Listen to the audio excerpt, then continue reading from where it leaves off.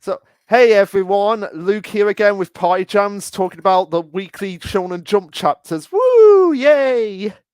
Yeah, this week we had some of the best chapters in a while.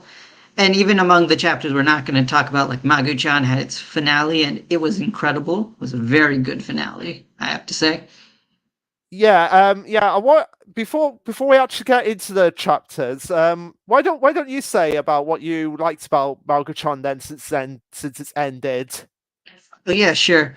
So with Magu-chan, Magu-chan in general is a series that I thought is kind of subpar compared to like most of the things in the magazine for a while. I mean, now we have like newer things that are a little lower on my rung list, but Magu-chan, I think for a long time of my weekly series was at the bottom, but I just really enjoyed the author. He seems like a really cool guy, so I was okay with the magazine somehow surviving, even though it was selling very poorly. But what I will say is that the character cast and chemistry was always been pretty nice, even though the storylines themselves never really made the most of its own potential, I felt. But this last chapter, what's nice about it is we really got to see the main character grow up, live her life in dreams, and watch the other main character, who is a god, so aka immortal, kind of move on and deal with the grief of loss and get on to the next stage of life for him. And I think that was a very beautiful way to end this series. So I'm glad the series got to end on its own terms. It's another series that didn't get axed prematurely and was able to tell its whole story. Yeah, because a lot of people were saying I saw on Twitter people saying like, "Oh, it's axed," and particularly on YouTube, one particular YouTuber who has a particular desire to say series that they don't care about are axed without actually looking into it. When it's very clear that from I don't read Margaret, but from what I saw. From what people said, like it was pretty much like it came to its natural end. It did. And I mean, I think the way that manga-chan readers have kind of understood the story is that the author has always written a story in a way where it's like, okay, on the off chance I get axed, the series could naturally end at any good point, which I think is a smart idea. And I think it really paid off by this point in time. And yeah, considering the last couple chapters, there might have been a chance that he was told, okay, you have a few more to go, a very small chance. But at the same time, I think considering he had like the last arc basically planned out, I think it was a good end. Yeah, and also we've got the comments like, "Thanks for joining us, Anime Lately and Ann Arbor." Yeah, so Anime Lately, Malgatron was a tearjerker ending. If you say so, I mean I've not read it, so I can't judge. And I will completely agree with it, though. if Yes, you you're right, have Emily. if you have over 75 chapters, that's not an X, that's a definite natural end. Yeah, when I say like people saying that that it was cancelled, I'm talking about a particular YouTuber who has world in his username. You guys can probably figure out who I'm talking about here, but yeah, the one that does the news, the anime news videos, and he said in one of his videos that Mogachan was cancelled, even though he was looking at it as like, yeah, the author came out and said like it is ending. Yeah, Oh, and hey, Sacred Hero. Nice yay, to see you. Sacred Hero show up. Nice that you could actually join us. Thank you for joining us, and also just to give you guys a heads up, next week, Pyrojan's already informed me about this, but next week the stream won't be on Sunday because America's having the Super Bowl and everything. So it'll be during the week itself. So next Sunday after Traps comes out, the week after that, that's when the stream will be out, which is perfect for me because I'm off on that week anyway. So just let you Yeah, guys so have we'll let that. you guys know when we Yeah, decide to do it. yeah, and anime lately, it's not like Bleach where they officially tell readers and the workers that the series is being axed. Yeah, I agree. And hey, Bleach might come back at some if the anime gets like a big boost. Kuba might do something else with the Hell arc. We never know. Yeah, very true. Yeah, And uh, also, just a quick note, I guess, while we're talking about other stuff, Fire Force is also going to be ending in a couple chapters. I don't know if who is caught up on that or not, so I won't spoil much. But I am enjoying the way they're trying to end this series. It's a very creative and kind of very well foreshadowed ending for the series, I think. I still think, weirdly enough, I'm going to say Magu-chan probably still going to have one of the best ends of like most of these series that are even going on right now. But Fire and Forces is still going to be a well remembered one and a good one for people who just discovered this particular mangaka with Fire Force because they can easily move on to his other series through it. Yeah, and also he said that Fire Force is his last work anyway. So you've only got like two big long series, and that's his all. That's his all. Well, two long series, and from what I saw, like a one shot, and that's his whole back catalogue. So very easy to put on your shelf, really. Yep, Yeah. absolutely. And Ann Arbor, well, end next week. I'm traveling to Asia, so I won't be here anyways. Are you trolling us when you say that? But I yeah, don't know why he would be. I'm gonna miss Fire Force. A lot of people are gonna miss it. I've seen people saying that they're gonna miss it as well. Also, not like Samurai when we got the news of it being out. So we don't talk about Samurai 8 here. in this Do we not? in this house of Lord Lashaluk, Samurai 8 does not exist. I thought it was a pretty cool concept myself. Just the execution was super poorly done. Yeah, and yeah, and also we don't talk about Build King as well. We definitely don't talk about Build King. I mean, that's fair. Yeah, but Uh, yeah. yeah, I think we've delayed quite a bit, so we'll get on to the chapters. So, which one do you want to start off with first? Well, I did want to ask. I mean, we do have a Spy X Family chapter this week. Are we going to talk about that at all, or? Really, I don't feel like talking about Spy X You Family. know, that's fine then. I mean, I also know Sacred Heroes here, and you would probably not care for it. So, Yeah, out of respect to you, man, I'm gonna just skip Spy X actually, Family. actually, you know what? Since we've got quite a few people in here, you guys, aside from Doctor Stone, because we usually leave that to the last, which shows would you like us to talk about first? We'll leave it to you guys while we read some of the comments. Um, so yeah, anime, Ann Arbor. No, I'm not. I'm going to visit my grandma. Oh, good for you, man. Actually, during that week when the stream will be going on a different day. I'll be visiting my grandmother as well. So good on you, man. Um, One smart Samurai was amazing. If you say so, man. Uh, Anime lately, I agree. Good concept, poor execution. Sacred Hero, Lamo. Anime lately, I read Spy X Family. Yeah, we all read it, but I feel like it's a series that I've just kind of got a bit stale for me personally. That's why I don't want to run away. It's the same thing with Blue Box.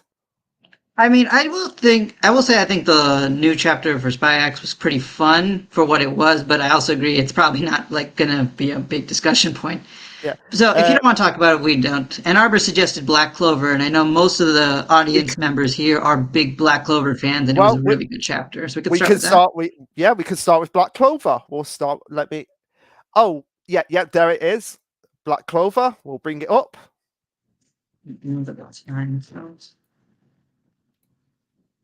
Okay. Okay, so Black So Clover. yeah, so Black Clover, aka the series with the fight that won't stop ending. Yeah, but I think we both agree we enjoy that this fight is going on, right? Oh yeah, I agree. It's just a bit of a whiplash that you get from like you go through all these fights like quickly, like one chapter, two chapters, one chapter, three chapters, one chapter, and then all of a sudden it's like, wait, this fight is still going on. Yeah, but if it's any fight, it has to be Lucifero. Yeah, it has to be the Lucifer fight. So anyway, basically, starting off the chapter with Asta in his about I want to say 25% state at this point, because we have Natch saying you can barely stand right now, and I've got to say I love how Natch is just combined with like the Black Ball headquarters at this point. Yeah, yeah, I really enjoyed Knox like very different unions. It gives a lot of flavor to his like character. Yeah. Um So yeah, and Ann Arbor, I like that it's so long. Unlike with One Piece, there the fights are too short. Yeah, I can agree. I can attest for that. The fights in One Piece can be a bit short at times, except for like the big major ones. But yeah, going back to Black Clover, so we have naturally, aside from Asta's anti magic, we have nothing that could defeat Lucifero. And Um, he's right. The yeah, Asta is like their only hope. yeah, they're only. Oh my god! I just picture Nat, Nat saying in a hologram, "Help me, Asta, you're our only hope," as a, like a Star Wars reference. Yep. So yeah, So then uh, Noct and Asta make a plan to go attack together. which is the best thing ever said in a series. Let's attack together. Let's not do these one-on-one free battles anymore. We've got each other here. Let's just attack him at once. I mean, to be fair, that is kind of what's happening even in the next panel with Marileona and Yuno. Like, both of these characters are, like, so strong, they can probably take out armies, but they need to, like, attack together and are still doing nothing to Lucifero. Yeah, which again demonstrates the amount of raw power and just threat level of Lucifero as a character himself. Yep. Yeah, So we get a lot of back and forth in the fight, but Lucifero is just wanting to target Asta, which makes sense considering he's the only one who can hurt him. yeah, he's the only one, and as is the only one who's actually done any real damage to Lucifero at this point by actually cutting off his horn. Yep. Yeah, And we also learned this chapter that I guess your theory was kind of off. my theory is kind With- of off, but we finally, after like, how long has it been since this devil showed up? Like Since 10, Lucifero showed up, so like basically I think it's been like 6 chapters, I think. 6 chapters. We finally get this, the name of this devil, Adramalich. Is that how you pronounce it? Yeah, Adramelich, I think. Yeah, That's how I've been saying it. yeah. But yeah, apparently we finally have a name. But the weird thing is, the way he's acting and talking kind of makes it seem like he's on the same level and or maybe even stronger than Lucifero, considering he's throwing out disrespect like this. Well, here's the thing. Here's the thing. Again, it might be that the name that Lucifer is using here is actually a placeholder, and it might not actually be his real name. I mean, honestly, at this point, I don't see how we could really continue to justify it, considering Adramelich still calls him Lucifero, and he has his own name now. Yeah, well, I'm just throwing things at the wall here. But yeah, yeah, I think you might be right. I think you might actually be onto something there with like Adramelech actually being higher than Lucifero. I mean, actually, is Adramelech devil? Is Okay, well, while Luke's Googling to see what the inspiration of this. Oh, wait, hang on. I think Ann Arbor has this. Adramelech is an ancient Semitic god mentioned briefly by the name in the Book of Kings, where he's described as a god of Seraphim. yeah. I actually just looked that up myself from Wikipedia. And Sephro, however you pronounce that name, was a city mentioned in the Bible as being captured by the as ASSYRIANS Assyrians? Austrians, which were an ethnic group indigenous to the Middle East. So Yeah, what's actually funny, and this is coming from a Christian, is that a lot of, like, I guess the devils in the books are just gods of other religions. We kind of yeah. just demonized so many other pantheons. Well, It's here's kind the of thing. funny. Here's the thing. Here's what's interesting here. And yes, Ann Arbor, we appreciate it. Yeah, here's what's interesting here is that it mentions that that city was a double city, and like the two book towns. So like this might actually be a case of like they're both Lucifero, if that's the reference they're going with here. That they could potentially be one and the same being, just split off into two. Interesting. I mean, it would explain why they came together, because I still don't understand that. Yeah, yeah, but I will honestly be amazed if that's actually the case. Like Lucifer they're fighting now is only half of like the full being of Lucifer, and Adramelech is the other half. And when they come together, all hope is lost. Yep. And that would be a cool twist if you called it. Like many Yeah, pagan gods, Adramelech is considered a demon in some Judeo-Christian traditions. He also appears as Milton's Milton's Paradise Lost. He is a fallen angel who, along with Asmodeus, okay, I guess Ann Arbor's still typing. But yeah, we appreciate the feedback. I know Black Clover has a lot of demonology and biblical references, which honestly, even as a Christian, I do not know most of it because a lot of these other gods are just treated as like, oh, don't worry about them. They're just evil. That's all you need to know. yeah, yeah. Um, so yeah, I mean that's my theory that they're both one and the same. Which which if that's the case, then it would be like a Stark and Lynette Gingerback kind of thing from Bleach. Oh. Yeah, And yeah, it looks like begins to reach her limits in the fight, so she gets knocked clean out. yeah. Which is good. And It was only a matter of time before her limits her limiter was reached, yep, and follows suit pretty soon. and then of course And then is vanquished by Uriel and Raphael. Oh, okay, okay, got it. So yeah, it really sounds like, considering we have these devils, we're probably going to get the angels, like the archangels Uriel and Raphael would be nice to see at some point. yeah, I yeah, can see the Michael being a full-on next big bad for us to deal with. yeah. Yeah, that would be quite interesting now that I think about it. But yeah, I always enjoy those kind of themes in stories, and at least then I would recognize the names. I don't know yeah, any of these guys, except yeah. Lucifer. Obviously, is based on Lucifer. Of course, yeah, and I do like them as well. Hence why I'm really into Record of Ragnarok as well because I like all those references as well. Yeah, I got to get on that. Yeah. Oh, Um, you will love it. You would probably have a field day with Record of Ragnarok. Pretty sure I will. It's just that it's kind of a little hard to get into it officially, so I'm Yeah, gonna have to yeah. figure that one out. Oh But yeah, yeah, I agree. Lucifero. Oh, yeah.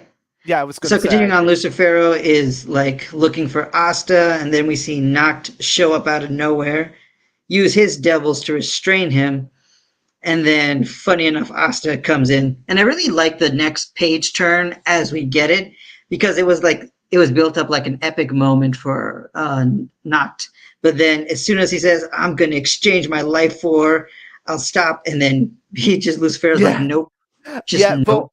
what I love most is the panel at the top of page 12 where Lucifer is just like nonchalantly letting this happen, and he's kind of like, oh, fine, I'll let him capture me, give him a slight bit of hope. Yep. He just did that just so Asta would jump out. Yeah, It is kind of funny how he just really doesn't care. yeah, he really doesn't care. And Alba Record of Ragnarok is awesome. I agree. So yeah. And then obviously this is the chance that Lucifer was waiting for, and he's like, "There you are, filthy brat!" As he's able to capture Asta. But before he can go through with it, Natch jumps in the way of it to kind of take the blow, and then we have kind of lamenting of like No, this this is isn't it. this is not. Oh, yeah, it's knocked. Like, sorry, my bad, my bad. It's Yeah, fine. But uh, yeah, like knocked, honestly, for a half a second. The weird thing is, I was spoiled on this chapter, so if I wasn't, I actually might have thought, okay, this is the moment he might actually die, and we would have gotten a big death right here. But I did get spoiled on this chapter because yeah, thanks to Twitter. yeah, So yeah, he was having this moment with Morgan, which I think was really nice. And then Yami just gets up yeah. And he's like, and yeah, don't blocks go. the attack. Yeah, don't you dare go fighting on me, vice captain. Yeah, and then you can just see Natch's look on his face, like, where did he come from? Really. And the other cool detail that I guess one of the good things of being spoiled on Twitter is people explained this one to me, and I might have missed it otherwise, is the sword that Yami's using. it looks like it's made out of wood, which suggests that William is probably okay too. That's probably from his tree magic. Oh, oh yeah, oh yeah, because there's leaves on there as well. Yeah, it's very nice, subtle detail, and I would Uh, have missed it if it wasn't for the spoilers. yeah, So although I probably would have seen it and pointed it out. yeah, maybe you would have. I Yeah. definitely would not have. But yeah, this. But now that Yami's in the picture, you know what I'm thinking. Yep. This, now that Yami is there with Lucifero, everyone. If you want to hear my theory, I'm going to say it now. I feel like Lucifero at this point has a perfect opportunity to possess Yami. Yeah, long running theory Luke's been having is that Yami would be a good case for Lucifero to possess and or kidnap, and then that's going to lead us to our next arc, which is either going to be a Yami rescue arc of sorts, but now with Lucifero being like the big bad they got to deal with, which honestly it could happen. It could still happen because there's no Yeah, way Yami's at 100% right now. yeah, and this actually might actually. I thought of a way of actually how Lucifero, how they could get rid of Lucifero for the moment, while they go and train. Like, okay, he possesses Yami, and then in order to like vanquish Lucifero, they have to kill Yami. Like, there's no other way. And then Lucifero gets sent back for a while they all go and train up, ready to take him on again. That would be interesting. I mean, I still want to see like some bigger character deaths if possible. I'm not saying they're necessary, but it would be nice. Yeah, and I mean, if there's gonna be one big character death in Black Clover, it has to be Yami. Like, I Honestly, can't that think. Noctu might have been a good choice, but I think this chapter confirms he's not going to die quite yet. Yeah, yeah. But Yami, he's been at death's door for a long time at this point. And hey, Curly Fries, Curly Tartus, welcome here, welcome to the stream. Hey man, nice to see you here. So yeah, I think that's Black Clover. Obviously, next chapter we're gonna see a bit of Yami versus Lucifero, but Yeah, probably the plan is gonna be still like the other captains and everyone are gonna help get Asta in position to take him out because that's still their only method of dealing with him. I think, yeah. unless William's sword can affect this somehow. I don't know. I don't think it can because it's pretty much established at this point that Frenchy fries. Okay, sorry, man. Sorry. But yeah, Yeah, it's I mean we know who you are, man. We just, just had a yeah. different nickname. Need Noel to show up to. Yeah, but the thing is, it's pretty much established at this point that the only thing that can damage Lucifero is Asta's anti magic. Well, the thing is also, back when we fought the Word Devil, Yami's Dark Dimension magic, if I recall, also hurt the Word Devil, so I think his magic could work too. I don't think it would work Maybe. on Lucifero, like, because this is on a whole different level. We'll find out for sure next time. And Yeah. yeah, a superhero, I'm kind of with you. Noelle's been out of the picture for a while, and she's a major character, so it feels weird. Because we even had Mimosa and a whole chapter for Seke last week, which is great. Yeah. So it is kind of weird for her not to be here. So, yeah, Okay. hopefully she does show up. But yeah, that was Black Clover. Now, again, we'll leave it up to the people watching. Which one do you want us to cover next? Yeah, and we don't cover like every series, but we'll cover like most of them. So just pick whatever you guys want. We'll let you know. Yeah, we'll let you know. Yami Dark Magic worked previously, I think. And it did work previously, but I think this won't work against Lucifero because I think he could just absorb the magic. Well, we'll see. I still think French fries. I'm in agreement with you that his magic might work. Maybe not necessarily to the extent he can by itself, but it'll be nice to have at least more than one effective user. Maybe the strategy will be kind of quoting Demon Slayer here because I've been watching the anime. We'll need to like have two people with effective magic hit him at the same time or something. So that could be Yami and Asta. Yeah, and it Oh, seems like Duran? Duran. Yep, we can do that one. We'll just bring it up now because that's usually how it goes. Like, we usually start with Duran and Ayashimon. Yep. But yeah, we can start. We can do Duran next. Just one thing I want to do really, really quickly because I've forgotten and I am completely perfect, completely kicking myself for that. Skyside, I forgot to tag him to say that we are live. Okay, you can do that. I can start talking about Duran Duran if you want. Yeah, Okay. So Duran Duran, which again we might be saying wrong, but this is how we've been saying it, so sorry. We continue on with like what happened last time, where Dora got the chance to take down the demon that killed his mom. And I think it's actually a fun, nice contrast to because the big inspiration, of course, is Grant Fisher from Bleach. But in this case, Dora actually got the chance to actually kill off the creature because I don't think Ichigo ever really got that shot. So no, it's pretty nice to have it this early on too.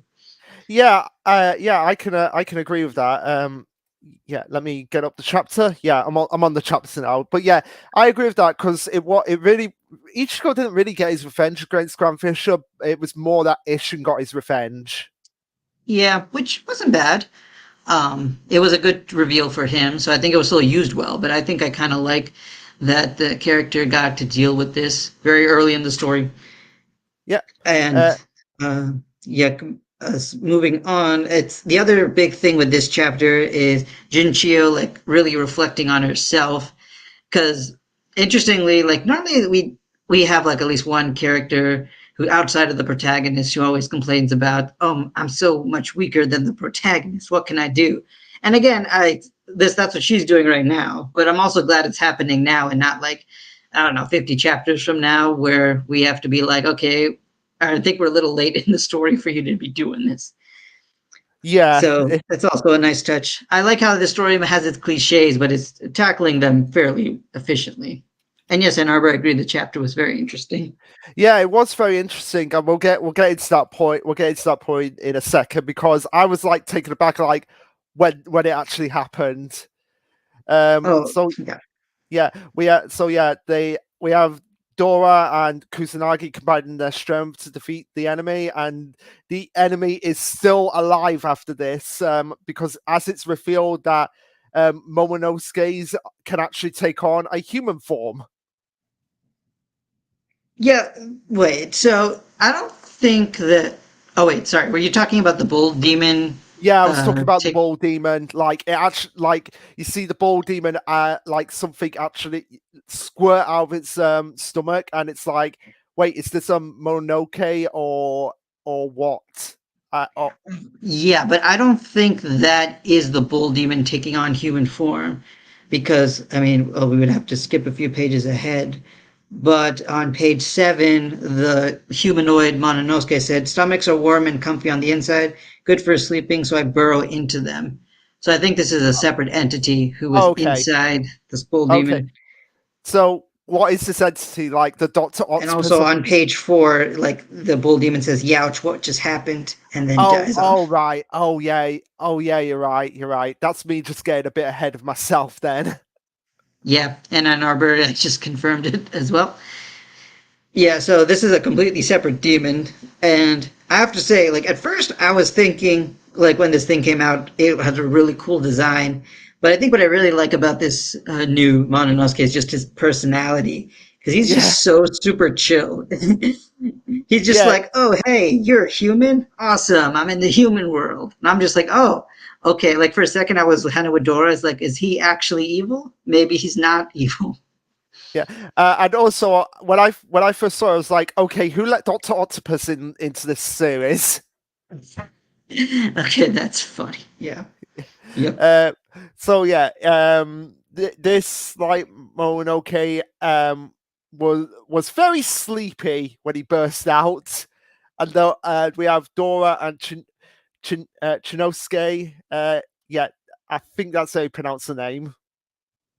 Uh, Jinchio, Dora, yeah, Jinchio, Luke, yeah, Luke, pay attention, Luke. it's cool. You got it. Yeah, Okay, so yeah, then this humanoid Mononosuke wakes up and like Dora's trying to reason with him. And at first I was like, I don't know how this is gonna work out, but I kind of have to agree that this will be pretty good.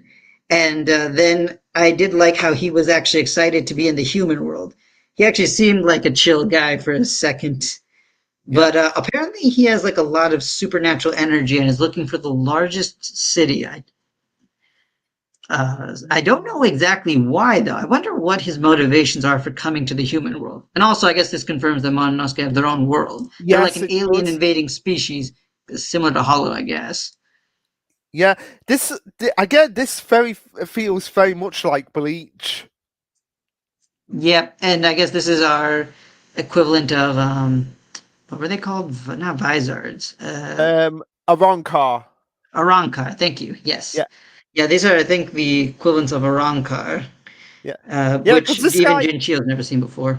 yeah, because this guy gives me a little bit of Grimjow vibes.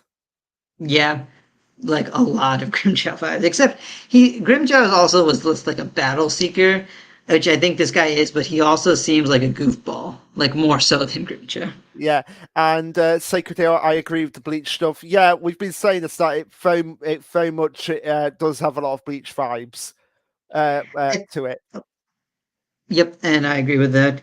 And I think the best part about this chapter is he was just asking where the largest city is, and Dora just points him in a direction. And that was the point where I'm like, and then when he starts up attack, I'm like, Dora, what did you do? Yeah, you You unleashed just some. pointed him exactly to where he needs to go. Yeah, and pointing him right in the direct. No, oh no, oh no. You know what I think it. Uh, you know what I think it is. Um, I think he thinks that Jinchio is the biggest city because it's like he's Dora's pointing directly in Jinchio's direction, and then he's aiming right at Jinchio. I think she just happens to be in the path because on page 11 he says, I'll get there if I go that way. I just have to clear a path. So I guess it's like he can't fly or anything. All So right. he just has to be like, well, if I have to walk that way, I probably should get rid of the things that are in the Yeah. way. Oh yeah. Which Good I'm point. like, that's kind of a fun chill. He like this is a fun antagonist. He isn't like being like, I want to take over the world. He's just kind of nonchalantly Yeah. He just. being a jerk. Yeah. He just wants to do his own thing. Hmm.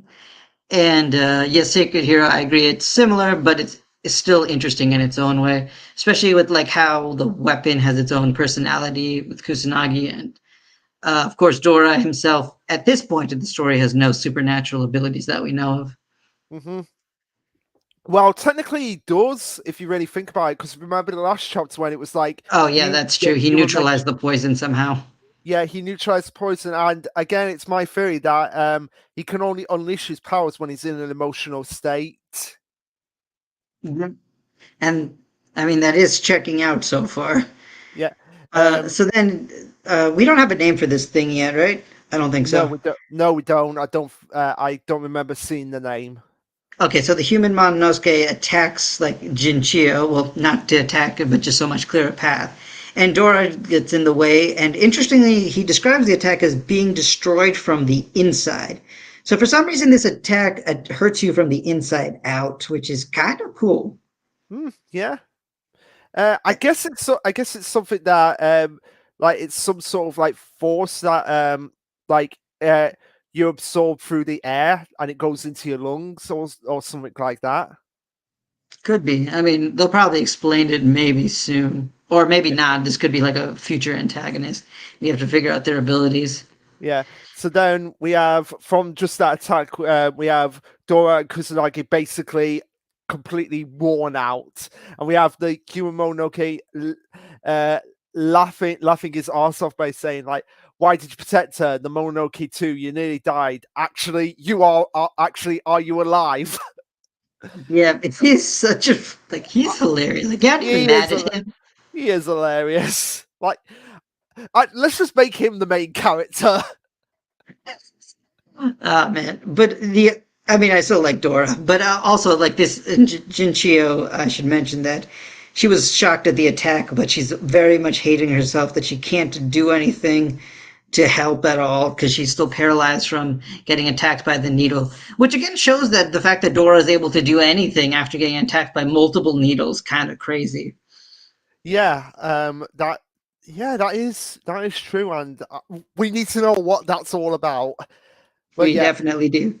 we have Because I don't buy the Dora's theory that he just developed immunity. That's dumb. no, That doesn't even no, make that, sense. that doesn't make sense because if he could But that's develop okay. Dora immunity, is kind of dumb, as Sacred Hero has pointed out in his comment. Yeah, because if he could develop immunities, if he was like, "Oh, I've just developed immunities," what's to say that why haven't other people been just shrugging off the Mononoke attacks? Yep, exactly. And I do like how like we understand a little about the human Mononoke's philosophy, how he just sees others as like tools for amusement, and the only reason to defend anything is defending your own life.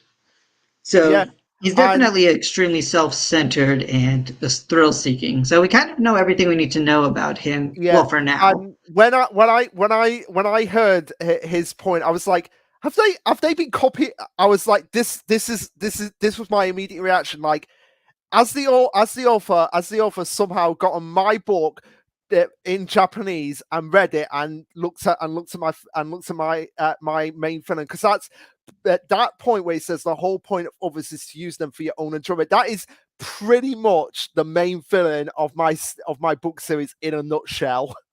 Hmm. Yeah, I do enjoy. I mean, I think I enjoy complex villains the most, but these villains are also fun in their own right. Yeah, yeah. Well, there's more to them with my feeling in that, but yeah, that's Oh pretty yeah, much. I'm not trying to downshake your villain. I'm saying you picked a good trope. I know, but that's pretty much my feeling in a nutshell. Like, just simply sees people as a tool for their own amusement and causing as much pain as possible. Yep. And of course, we have Dora still trying to protect them, and Jin Chio still like hating herself for not being able to do anything. And I guess one of our predictions came true that another samurai just jumped in, Yeah, and there is no way Dora can pretend that he didn't just wield the Mononosuke. So basically, this next chapter is going to be a fight between this new samurai and this humanoid Mononosuke, yeah, which I and think is going to be oh good. no, carry on. Okay, what I was going to say is I think what's going to be important about this next fight is I feel like this humanoid Mononosuke is going to be like a huge major antagonist, and this samurai that's going to fight is going to be like a mentor-esque person for them. And so what we're going to see next chapter is sort of what I like to call a ceiling fight. Basically, we're going to see what like the strongest or the relative strongest of the story is going to be for a good while. Like this is the level that Dora and Jinchio have to reach in order to progress the story after this Mononosuke. Okay, cool. What I was going to say before is like I just love like again the nonchalantness of this human monologue. Like he gets his arm knocked off and he's like, "Oh no." Whatever will I do? Yeah, I mean it's not like I've got seven other. I mean it's not like I've got eight other arms. Tell me. Oh wait, I do. Oh man, Yeah. yeah, this But is gonna be a cool fight. yeah, but what I find most fascinating is that this human Mononoke actually knows who this guy is. Wait, he does? Yeah, because he goes, "Oh wait, no, that's me reading it wrong." Oh, okay, good. Because I thought that would have been something if I missed that. Yeah, But no, yeah, I don't even think Jinchio knows this samurai officer, considering she just no, says it's a samurai officer. yeah, I was reading it wrong because I was just reading, "No, you are," but then I realized, oh wait, he's responding to when he said, "You're gonna die anyway." Yep. I did want to check one thing real quick, but I will say I think this next chapter is going to be an important one for the series because for those who don't know, this series is doing very well. It's ranking very high, and it looks like that it's getting more arcs to come. So no real worry about an axe right now, Yeah, which is good. Sacred Hero, if you're still here, you can relax. I think Dora's in a pretty good spot right now, and it's getting a color page next chapter as well. Yep. And the other thing I was wondering, okay, because I pulled it up in chapter 6, we kind of learned about the hierarchy of samurai. There's like cadets, then there's samurai, and then there's samurai elite. And I remember that the color for samurai elite at the top of the pyramid. I mean, to be fair, this is a black and white manga, so there's only so many colors you can use. But samurai cadets were white, samurai were gray, and then samurai elite were like dark black. And the coat that the samurai officer wears is a dark black. So I'm wondering if he's a samurai elite, if he's like the top near the top of Mm, the food chain yeah, for samurai. which would make sense why he's been able to do quite a bit of damage at this point to this Yep. Mononoke. So yeah, I think this is the samurai lead um of the district of the samurai organization that they're in at the moment. Very well could be. Which I mean, maybe they're just called samurai officers. So yeah, I'm looking forward to the next fight. I think this is going to be a very important fight for like establishing the mentor character. But what I predicted down the line is we're going to have this fight. It's going to end with both characters being alive still, and then we're going to have like Dora get arrested and do the whole, oh, this guy has a demon thing. Do we have him as an organization or do we execute him or something like that? And then they're going to be like, okay, we're going to prove our worth and we're going to be part of your group and blah blah blah. And Jinchio is going to of course have a whole training arc because she Oh feels yeah, bad definitely, about not fighting. So that's very much definitely. what's going to happen. It's pretty predictable, but it's also kind of exciting because it's always exciting when you get into a new story. Yeah, yeah. And again, just because it's predictable doesn't mean it can't be enjoyable. Yep, absolutely. And I think Yeah. that's what Duran Duran's biggest strength is. You know what you're getting, and if you like it, you're going to have a good time. Yeah. So yeah, that was Duran Duran. I'm very much excited as well. Really can't wait to see how particularly how this samurai officer is going to fight as well. Yep. Yeah. Because So we can probably learn a lot from him because I think he's going to be a mentor character for mhm, Dora or Jinchio or both. or both. Yeah. So yeah. Again, we'll leave it up to the chat. Which series do you want us to cover next? Yep. If anyone is still here. Yeah, Otherwise, if not, we can always just go like our usual round and go Ashimon after Duran yeah. Duran. So we'll just So. give it a few minutes. Mhm. I don't see any new comments otherwise to read. But for those of you who were here, if we're still here, thanks for joining us. It's always nice Yeah. to have Well, we've people got we interact with us. yeah. Well, we've got 9 people watching at the moment, so there are people watching because I can see at the top of Okay. the screen. I can see at the top of the screen, so we've got 9 people watching. Okay, cool. Yeah. Um, Oh, no problem. thanks. Yeah. Yeah. So, Sacred Hero, since you're still here, which series would you like us to look at next? Yep, true. You can have first dibs and your commenting. Because we could just. Oh, Uh, French fries. Fred, We usually save Dr. Stone for the end. I mean, although at the same time, if you guys really want us to, could, I guess. remember to subscribe if you guys haven't haven't yet. Doing the promotion for us anime lately. Yeah. Yeah. Feel free to subscribe to Luke's channel. He does weekly Dr. Stone reviews after we talk. Yeah, but yeah, And I think he'll be doing more videos like after Dr. Stone will yeah, probably end this year. like after Doctor Stone, I'll be doing the backlog on Doctor Stone, so the whole series will be reviewed by me. But the main series after Doctor Stone will be Mission Yotsuura Family.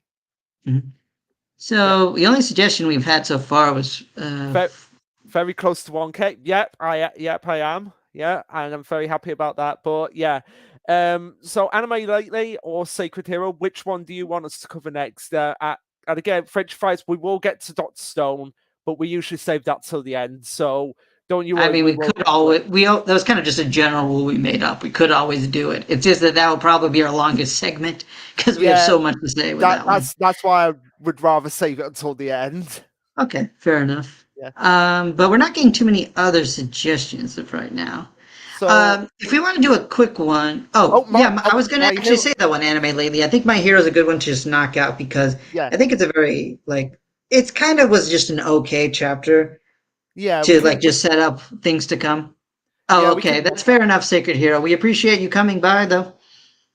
Yeah, I'll be busy for a little while. Yeah, um, but if you want if you're still around, we appreciate it. If you can't talk, that's fine as well. But yeah, we'll look at My Hero Academia.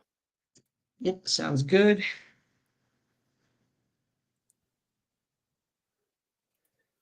And yeah, it's a setup, which I understand we need setup chapters, but it that's really all it was. I think there's only one real point I wanted to talk to about in this chapter, but we'll Yeah, well, okay. Yep, feel free to come back when you want. We'll be here for usually these streams last like 3 hours, yeah, so we'll they be here for at do. least another two. Yeah, you've got about another 2 hours.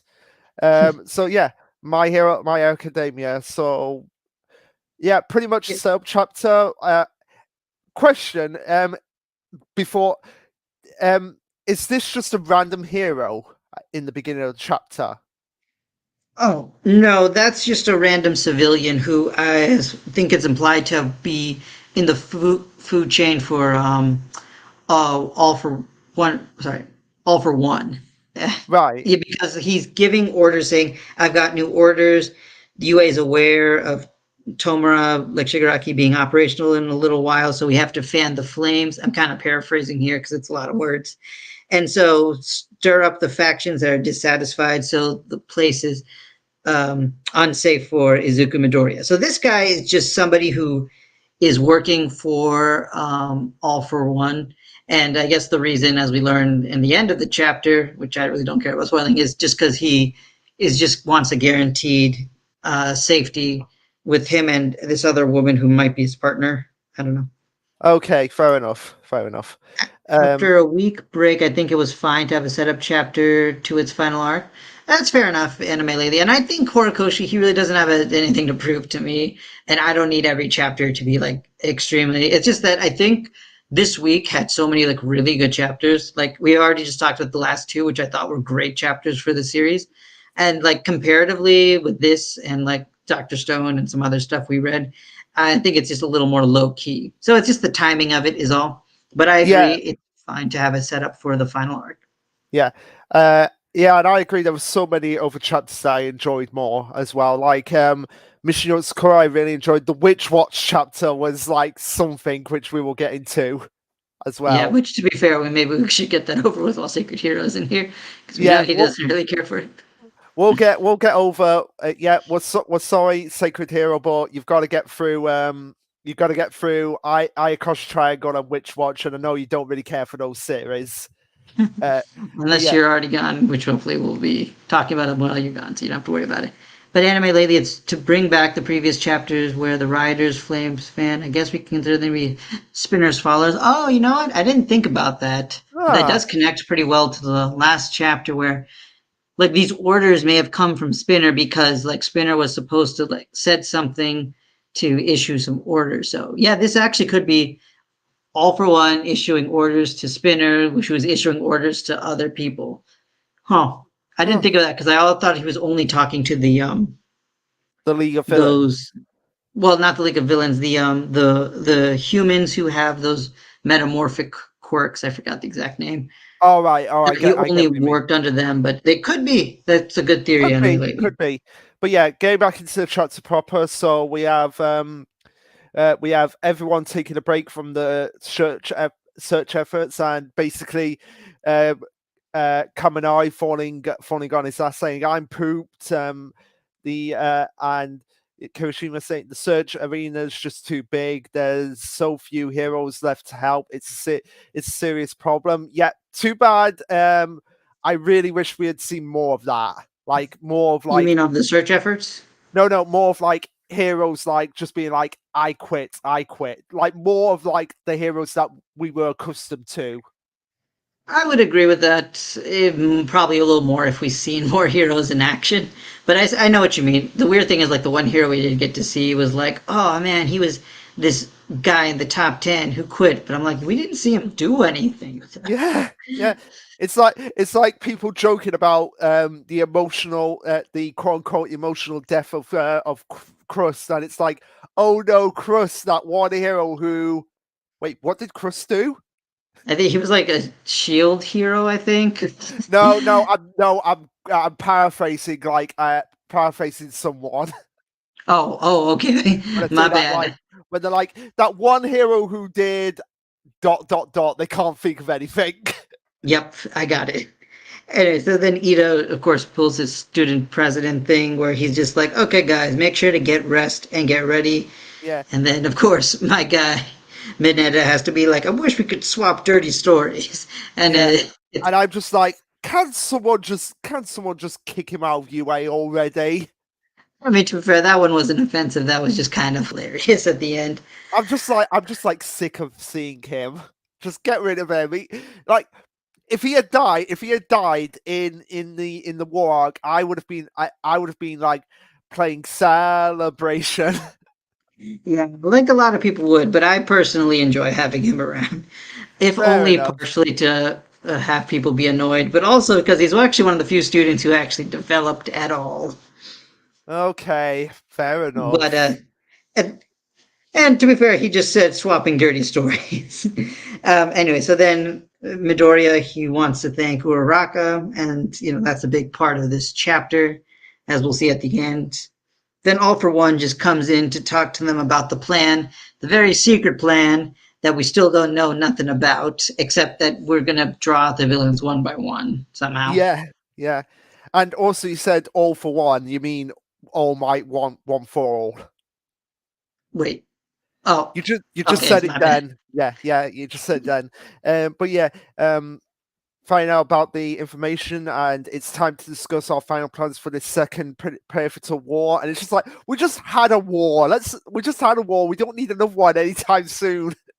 Well, we don't really have much of a I choice. know, I know. I'm just joking there when I say that. Yeah, but it is true though. These kids are gonna have experienced two wars in their lifetime. Yeah, which you'd think would have some psychological trauma on them. Yeah, but I mean, I think even in Doctor Stone, they don't. Shonen stories in general don't do trauma too well. Actually, in a weird way, Eden Zero had a chapter while all this was happening that I thought, you know what, they did the feeling of grief and loss better than most shonen series, Yeah, and which I know also is much longer off for you. anime lately, you're thinking of Crust Shield Hero. Yeah, there's only one Shield Hero I think of, and his name's not Crust. Yep. Yeah, So then we have a bunch of pro heroes going over the plan, and I guess they just kind of want to show some of the characters like that'll be involved with the plan. But to be honest, this they were just kind of a bunch of character shots. I didn't really get much from yeah. them. Although one caught my attention. It's like what's going on with Aisawa's eyes? He has like an eye patch, I think. Yeah, did he have an eye patch in in like one of the chapters, one of the recent chapters? I'm trying to remember. He was pretty broken up, so maybe. Maybe because I didn't see. I don't think I remember him seeing him with an eye patch when he was like consulting Ayama. Let me just take a look. In the meantime, you can keep going. Yeah, so we see Ayama in a holding cell before we have everyone coming to the next day, and them saying apparently No, no, Tomoshoguro. Aizawa had the eye patch when he was talking to Ioma. Oh, okay, all right, fair enough, fair enough. Again, what is with the eye patch fetish in anime and manga? It's just a I cool yeah, look, I guess. yeah, It just makes sense for his powers anyway. yeah, and yeah. Ironically, the one series that should have an eye patch character does not have it yet. One Piece. Oh, huh. That Yeah, actually surprises me. And yeah, everyone also pointed out, yes, Curly Fries anime lately. Thank you. I just looked it up just now, but appreciate yeah, the we comments. appreciate we appreciate it. And the top hero who was called Shield Hero in My Hero was named Chris, but still RIP to him. It was thanks to him that. Okay, fair enough. Fair enough. I will give that to Chris. The one thing that he did throughout this whole series, I will give that to him. Yep. And I I only guess that's say a good thing. and I only say that because I saw as my favorite character. And mine too. That's like one of our big agreements on the series. Yeah, And but again, there's only one Shield hero that I know. hmm, Uh, so but yeah, then, what's interesting here is that I guess the plan was, to cause discord in the encampment and everything, but then they didn't need to cause discord in the encampment because they're pulling Deku out of it. yeah, And also, like, I guess they told everybody that Shigaraki is going to be making a move in 4 days, yeah. which, So wait, is this because you see at the bottom of page 9 the same guy at the beginning of the chapter? So wait, is he like a double agent? what? No, no, he was working for AFO. Didn't I say that? No, yeah, yeah, but you see, isn't he meant to? Do they get? Did they get like information did the heroes get like information on this guy? Sorry, I'm not sure if I understand your question, Luke. Oh no, no, oh no, oh no, I could no. Uh, yeah, forget what I was saying. I've just realised it because you see him. uh, you see him. Uh, oh, never mind. Forget what I said because it's a bit confusing. Because you see him in the crowd and then you see like him on page 9. These honest fools, they could have made the big man's life so much harder by shutting their traps and keeping the boy protected here. Yeah, so he works for AFO. That's the big man that he's referring to, and he's Oh, saying that this actually works even better for us than my original plan.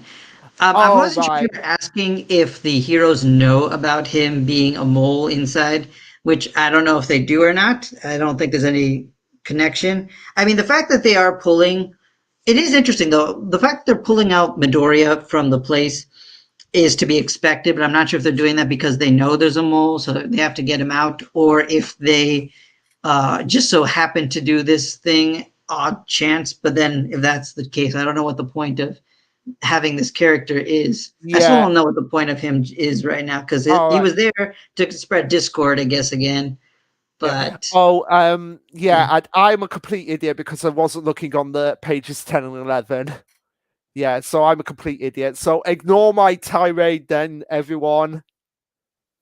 yep. Anyway, on page 10, we do learn that I guess the reason he's doing is this way our future is guaranteed. He just wants like a safe future for him and what I assume is his wife, but I don't know for sure. Yeah. So then So we we get a have bunch of all the, farewells from the families. including from Deku's adoptive younger brother and younger sister. Ah, that's cute. Yep. Yeah, yeah. One thing that's kind of weird is I forgot his name, and I'm pretty sure you guys will tell me in the comments what it is. But the um the character whose ability is to like grow other body parts out of himself, he Oh, is shaking hands with the Shoji. Shoji. Okay, cool. So Shoji shaking hands with that one random character that Horikoshi likes to bring in, and I'm just like, are they related? Because like all we see, the rest of the characters all talking with family members for the most part. So I'm not I'm sure if they're related or they're just friends. I'm guessing they might be related. I guess I wasn't expecting that. It's kind of a cute connection. Like, who is this random character Horikoshi keeps drawing? It's like, oh yeah, one of Shoji's relatives. Yeah. Maybe like an aunt or a cousin. Yeah, because they don't really look alike, but I mean, that's how quirks are in this Yeah. world. So then we have everyone moving 30 kilometers from UA into makeshift Fortress Troy, which is made up to look exactly like the dorms at UA. Yep. And anime lately, you know that person Deku saved and helped convince the people that Deku to say, yeah, I do remember that anime lately. What I didn't know is that that character might have a connection to Shogi because like she keeps coming up like both in that rescue and that moment. So I thought she was just there for that purpose, but I didn't expect a potential connection with Shogi there. Unless of course Shogi is just saying, you know, hey, thanks for sticking up for my friend back there, which that could also be the case. But That could be the considering case. everyone else was saying bye to families, I'm not sure. I'm not sure. I'm not sure you could count the goodbye between Bakugo and his mother as like a goodbye. Well, yeah, I do like Bakugo's family. They are fun. Yeah, you have like the father who's like the more quiet type, and then the mother and the son are just like "Rah, rah, rah, rah, rah, rah, rah." You gotta feel bad for him. He's Yeah, trying to do his best to be a good dad, yeah. provider. And now we get Uh, into the moment that I think everyone on the internet is going to remember about this chapter. yep. That Oh well, for that anime lady, I don't think she's related to anyone. She was just staying in the shelter with them. Yep, that is very possible. Um, that is okay, very possible. Yeah, and then before we get into the moment, I just want to say I did like Sarah's line. Maybe the last place we'll ever lay our heads. Let's hope not. And then it's like, come on, Horikoshi, you can't trick me into thinking you'll actually kill any of these children. There's no way you would do that. yeah, if he does, please kill off Mineta. Please kill off Mineta. You know, if he does kill off Mineta, I want it to be like a really sad death that'll make people go like, "Oh man, I feel bad about all the things I said about him," because that would be great. No, I wouldn't. I'll be like, yes. That'll be a fun chapter to talk about then with you. Yeah. But yeah, Uh, you can get into the moment now. so yeah, we have Uraka standing, looking over the edge, into looking over the edge, for edge to the city, or to the city where My Hero takes place, as Deku joins her. And he's like, "Oh, are you all unpacked? Yes. I hardly bought anything. Some spare change of clothes." And we have Deku basically thanking Uraka for what he did for her, and this could have been a perfect way for Deku to realize, like, yep, I need to tell Uraka how I feel about her. Mm. And anime lately, children know adult heroes, though. Yeah, yeah, we definitely. I'm not saying he won't kill anybody. He has killed characters before, but like the way Sero said it made it seem like one of the students will die. So I mean, I'll keep it in mind, but Well, I highly to doubt it. be honest, to be realistic here, if there was one student that would probably die, it would probably be Ayama, because I think that would probably him saying as like that's a redemption for him. Yeah, I could see that, and I think a death redemption for him would fit well enough because he's a character I wouldn't be like super sad died, but I would have thought, okay, you did your part, man. Yeah. Um, So we have Uraka saying, "Nah, that was nothing. You never change. Always sweating the small stuff." And she's and saying, and Deku's questioning what she's doing, and she's just looking out of the city, and and she's kind of weird, but that's what she says. Those are her words. But Deku says, "Nah, you're not weird. You're strong, brave." Basically saying what all the things that is probably what I'd say to her for a while, except I love you. Let's go out together. Pretty much. And yeah, hey, Carl Singh, nice to see you there. Yeah. And Hey, yep, Cole. and I agree. This is the calm before the storm, which is why I felt like this chapter is a little more low key, but it's necessary to kind of like build up to the next thing. Yeah. Um, and yeah, just a lot of dialogue here from Uraka by with her saying when she was shouting from the top of UA, thoughts of thoughts of Toga popped into her head, and when they fought during the Gigantamax's rampage, said something, and she fired back at her. Um, Thoughts were obvious stuff I took for granted, and Toga looked so sad to hearing that. So this might actually lead as well to like them actually coming to understand Toga as a person. Yeah, and this is like the one thing I really did like about this chapter. I mean, Yeah, the fact you that can say your thing. You can say your piece on yeah, what you sure. thought.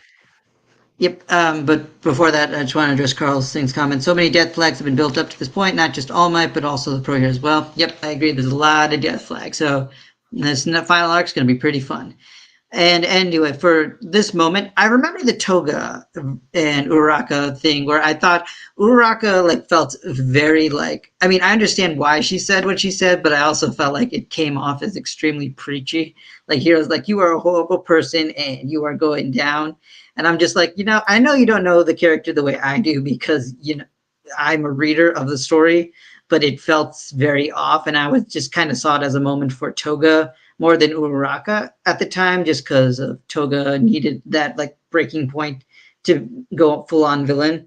But I guess it was nice to have this moment with Uraraka because I think her character arc is going to be connected with Toga's in a way, which is probably nice because Uraraka never got like a full character arc. She gets all these really quiet half arcs for her character for the most part, where we see her kind of develop a little bit every so often. But I think this last arc for her connecting with Toga will be very nice. So I was very glad to see it, even though at this moment in time, the way she's treating this is just like, oh man, I can't believe I was feeling bad for an evil person. I guess I'm just a weirdo. And I'm like, no, that's called empathy. Yeah, yeah, but also as well, it might be seen. It could be as well seen as like how Deku and Shigaraki are sort of like mirrors of each other in that like it could be like Uraraka and Toga are like mirrors of each other, because if you think about it, like um Uraraka has like a like as like Uraraka has like very since the beginning of the series she's had like, I want to say, what's the word that I'm looking for, like very Um, what I'm just trying to think of the word, like okay, wait, think of the word. I'll read some of the comments here. 'Cause we got a couple. But it's anime lately, but it's also important character perspective development for Ochako. Yep, I agree with that. This is an important stepping stone for her development, for her to have this. And then Carl saying one of the two parts of this chapter that I respect is that one, All for One actually managed to set up a spy in his network way before the traitor had been revealed.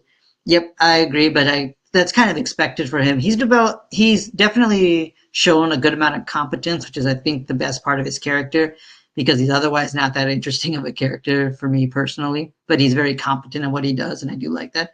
And then yes, the Ochaku Deku talk. This was also good. yeah. And uh then you also commented Ochaku and Deku's conversation actually revealed something that should have been discussed more, their thoughts on the villains of the league.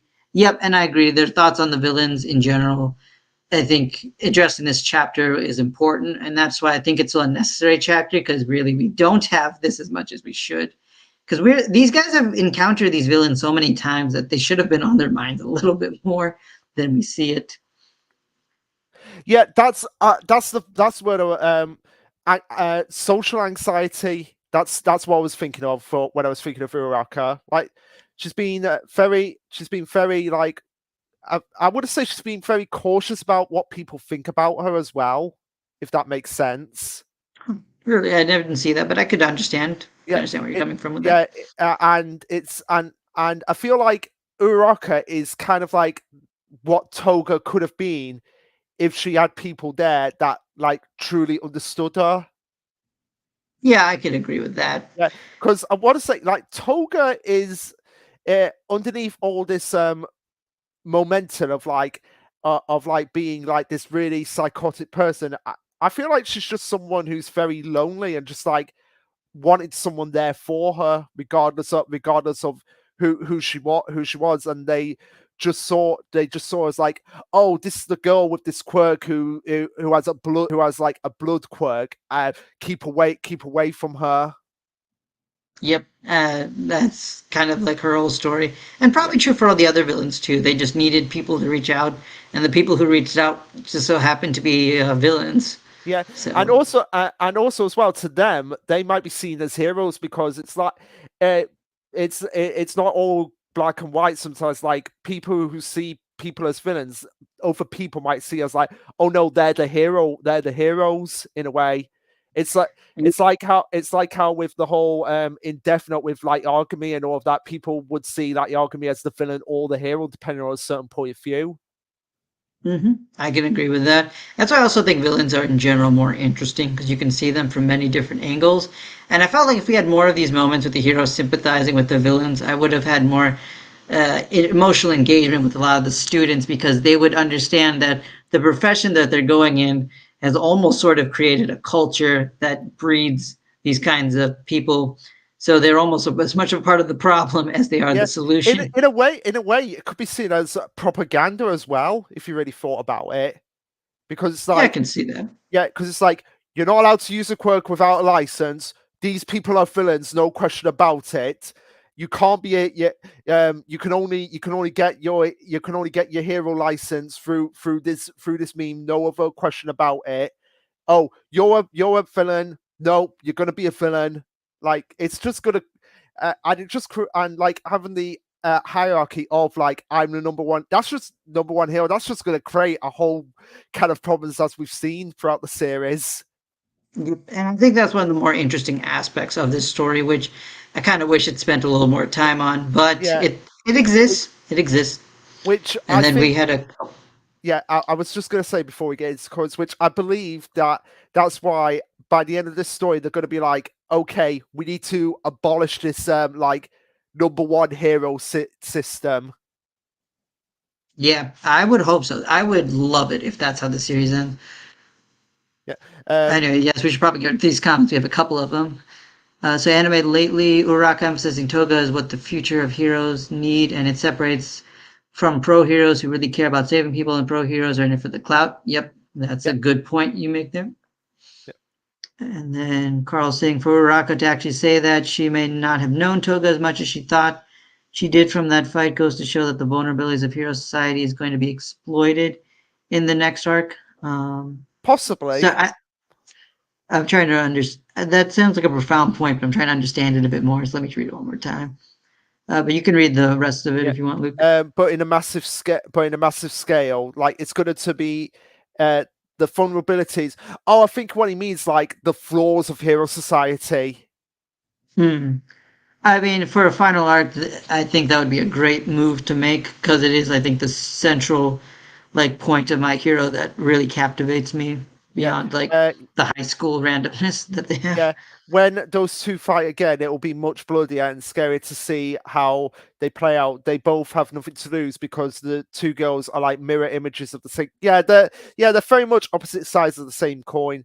The famous line, "She is a person too, and I have no idea, um, and I have no clue what's obvious to her. What's the norm?" Hmm. Yep, and that is also a good point that they make in this dialogue exchange they have. Like, what's obvious to one person is not necessarily obvious to another. Like in the case of Toga, she definitely has like some issues to work out, but because of that, what she thinks is normal is going to be much different than what Uraka thinks is normal. Because Yeah, like one thing that always bothers me with hero type characters is that they have theirs value of normal set to an ideal because the writer of the story obviously needs them to play that role, but it also seems so unrealistic from what an actual human being would think. yeah, and So I do like moments like these yeah, that are like, oh, what I think is common sense may not be someone else's common sense. yeah, and this and actually one thing that might actually get brought up as well in the next arc is the issue with Gentle Criminal if he ever comes back. I do hope he does. I think it would be a waste for him not to come back in this final arc. Yeah, because I think like what I feel like with Gentle Criminal it might be a case of like we found like there might be a point when they're like we found someone who was a villain but we were able to turn this life around and has become a viable hero to us here and that person is Gentle. Hmm. Yeah, that actually would make sense. It could be an interesting Yeah. poster child for reform. Yeah. And also as well, there was one point I wanted to talk about. Did it come up in this chapter or the last chapter? I'm not Uh, sure, but I'm let going me to just read the next comment by Carl Singh in the meantime. I wonder what will happen to Spinner too. Will he die in this climactic battle? What about Mr. Comper's role in all this? Hell, will all those villains die? A very good question. I don't think they will necessarily all die. I think a few of them will have to like, keep around for reformation purposes. But I expect at least some of them will die. I would feel bad for Spinner dying, if only because I feel like Spinner is one of the lead characters who didn't get enough attention. So for him to just die by the end yeah, for the sake of like grandeur would be kind of like lame. yeah, If Robbie and died, for example, at the hands of his family, that would be kind of bittersweet. I would like yeah, that to happen, but like Toga, I don't know. I can go either way with her, and then yeah. Shigaraki, I feel like almost definitely won't. Somehow, Well, I don't.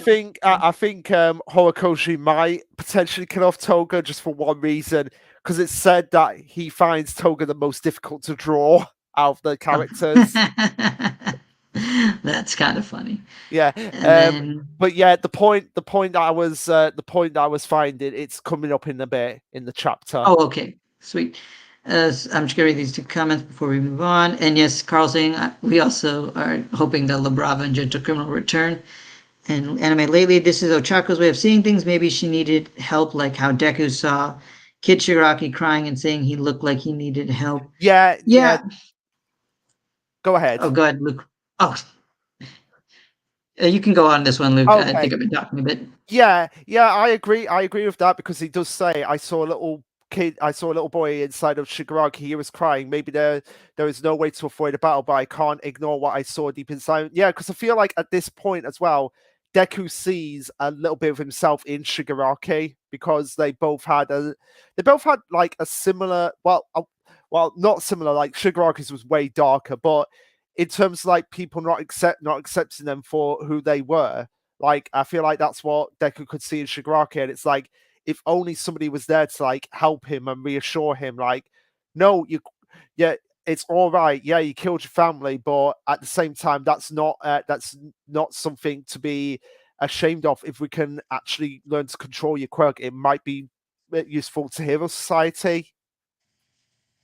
That would be interesting. And then, because I don't think you typically, this story is the kind of one that would do that. Like, because I feel like a lot of quirks, like in my own concept of like people awakening abilities, I would think that more people would have accidentally killed someone or other, not out of malice, but because their quirks just awakened at like the worst possible time. Like Yeah, kind of how they did it on Undead Unluck. And in that situation, you almost can't hold them all accountable for that because it was an accident. But there was nobody to reassure Shigaraki in that case. And yet, Carl's saying Twice's death, I think, is very beautifully done. Twice's character is probably one of the best done in the series, frankly. yeah. And there needs to still be repercussions on Hawks' part, like Hawks' part for what happened to Twice. I would love that a lot if we'd Yeah, get that. but But we yeah, should probably finish up this chapter. yeah, we should finish up the chapter. But yeah, this was the point I was talking about with because it was to do with Darby. When we have Todoroki saying, "Thanks for being here for me, you guys, but I'm good," and Ida saying, "I have an older brother," and Todoroki saying, "There's no comparing our families. I don't even know Toya's favorite food," and that's kind of sad when you've been away from your brother for so long that you've forgotten that basic little detail. Yeah, but he was super young at the time, so it's Yeah. understandable. Yeah, and then I love Bakugo's reaction. It's just like nonchalant, like gotta be piping hot udon. Yeah, and I think the joke here that I missed for that because I was just like that seemed random was I think at one point Shoto said he didn't like piping hot udon or something. I'm Yeah, not sure if he said he really liked because I think he liked soba but not hot udon or something like that. You guys can tell me if you remember for any of the MHA fans out there. yeah, But yeah, and I think the fact that he said I'll sit down for bull with him is his way of saying it's like I'll put up with something I don't like for the sake of my family. It's really yeah, nice. and I feel like, which I feel like Darby. I wouldn't. I don't think Darby will die. I feel like he'll be arrested. Like there's no doubt about that. Like he's got to pay for his crimes. But I feel like it'll be a case of like while he's in prison, they'll be like, oh, Todoroki will visit him and be like, hey, bro, you wanna have some udon together? And I want to try to at least rebuild our relationship. Yeah, I mean, I hope since he said that, it's either a death flag for him or not Todoroki, obviously, but Dabi, or it's a point that we hopefully will see at the end of the story. It's one or the other. Yeah, it's one or the other. But now, now we have all for one, or one for all, saying, shall No, you we had it right the first time. It's AFO. AFO, AFO, all for one, um, uh, saying, shall we? Obviously begin, and it's the day of the operation. That's where the chapter ends. So pretty okay chapter, just saying up a lot of stuff, and like I said, potential death flags coming in. Yep. And let's see, I think we have a few last comments. League of Villain are all people who cried for help and never got it, but now there are people who are reaching out back to them. That is true. There's a lot of like people who were felt wronged by society that are reaching out to them.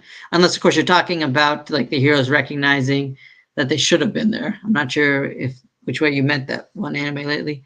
And Carl saying one thing that I want to say so far about the latest chapters of Vigilantes 2 weeks ago. Oh yeah, yeah, I will agree with that chapter. Like the Vigilantes fight right now, the big final fight has been nothing but epic, and I am so scared to see what happens next chapter, considering how it ends.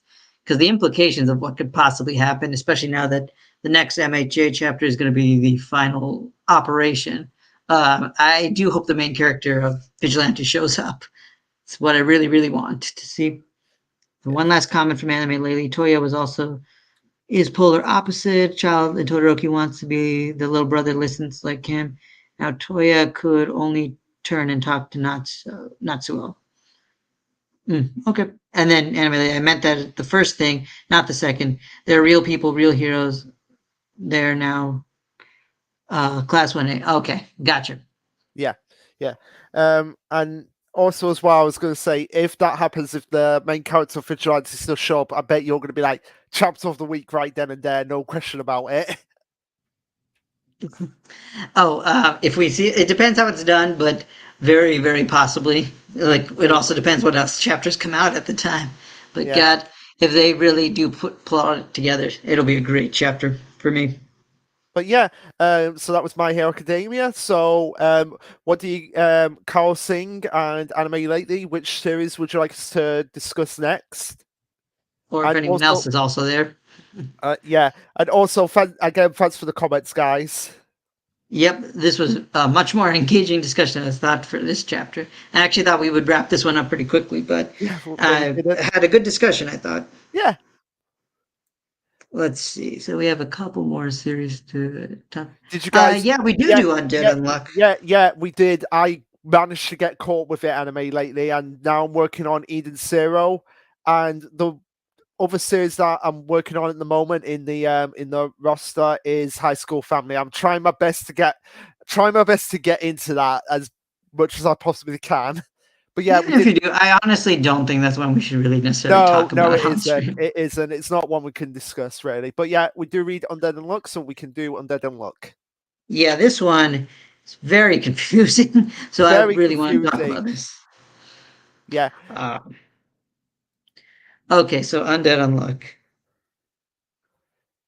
yeah. So I, and oh, you got it. just one thing I want to say. I can't believe they got away with with the title of this chapter this week. Oh yeah, yep. This is New Era Shonen Jump. Yeah, Except we only care when I guess Ayakashi Triangle pushes random buttons on us. Otherwise, yeah, every other series can do what they want. yeah. It's And like then you can have Undead Unluck with the main character who's literally butt naked for about 90% of it, but as soon as Icos Triangle does something, that's a big no. Ayakashi will be fun to talk about. Yes. Uh, but yeah, we start off the chapter the way we ended off the last one, where Andy took a meteor to the face, and of course he survived. But it was basically their way of reassuring that Fuko is not dead, because I guess being a ghost does not mean being dead right now. There's a difference between being all dead and mostly dead. Fuko is mostly dead. I mean, again, in this series, we have a zombie and a ghost in love, so why not? Yeah, why not? At this point, well, a zombie who has a split personality. Yeah, also true. Anyway, so then they basically were like, okay, so we need to go save Fuko, and this is kind of what I was expecting. It's like, okay, the rescue Fuko arc, let's go. This should be good. But Yeah, then something happens that I was like, okay, I we need to talk about it. yeah, So we need to talk about this. So yeah, we have Tatiana saying Fuku got abducted by a ghost, and Andy saying, but it was hesitant to eat Fuko since she's actually has a form before Fuko's soul weakens and she gets eaten. I'm gonna get her back, so there is still time. And then we have the earth suddenly rumbling, and everyone's like, "What is going on here?" And we get Apocalypse or some no, it's not Apocalypse saying here, it's Miko saying it's Miko explaining to everyone saying the earth is making its way towards the sun, which and of I guess course, this is the good point to mind that that was supposed to be Nico. This was a typo in the book, but it's fine. They'll correct it in the volume, I'm sure. wait, is it a typo in the book? Yeah, his name is Nico. I mean, you can Oh, just quickly Nico. Google it if you Oh yeah, want. yeah, it Nico says Undead. Nico. Yeah, it's meant. Oh yeah, sorry about that. Yeah. No, no, that's um not your fault. They actually made a typo. okay. But yeah, the Earth is heading towards the sun, and I'm just like, wait, now what's happening? Because okay, we'll talk more about this, and then I'll get into my gripes about this. Okay. I think But I'm gonna say what was said in if I can find. Well, you talk about it, I'll find what. Yeah, here we go. Kamitai on the Control Chaos Discord said, "Undead Unlock, the game was rigged from the start." I mean, there's that. There's definitely that. Uh, which I think that's what they were trying to set up. But again, I'll get into what my issues are in a bit. But anyway, they basically Juice comes in and says we were supposed to have avoided it, and she says the penalty for failing, revolution has been added to the world. And at first I was like, okay, what do you mean failing? We won. And then we figure out why that happened. Apocalypse explains. But they also explain what a revolution is. And so what I don't understand is this author seems to understand what revolution versus rotation means. And for those who don't have the chapter up and are confused on those terms, rotation is the Earth going around its own axis, which is what gives us a 24-hour day, night and day, while the revolutions is what gives us our seasons. It's the Earth orbits around the sun. Yeah. And the reason that this has happened is because we killed off like 3 of the 4 seasons. And so if there's no seasons, I guess what they're saying is the Earth won't be rotating around the sun no more.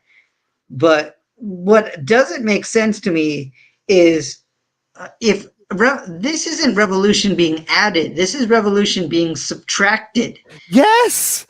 Oh my God, That that okay, author, do you know what you've just done there? You've basically screwed up the world.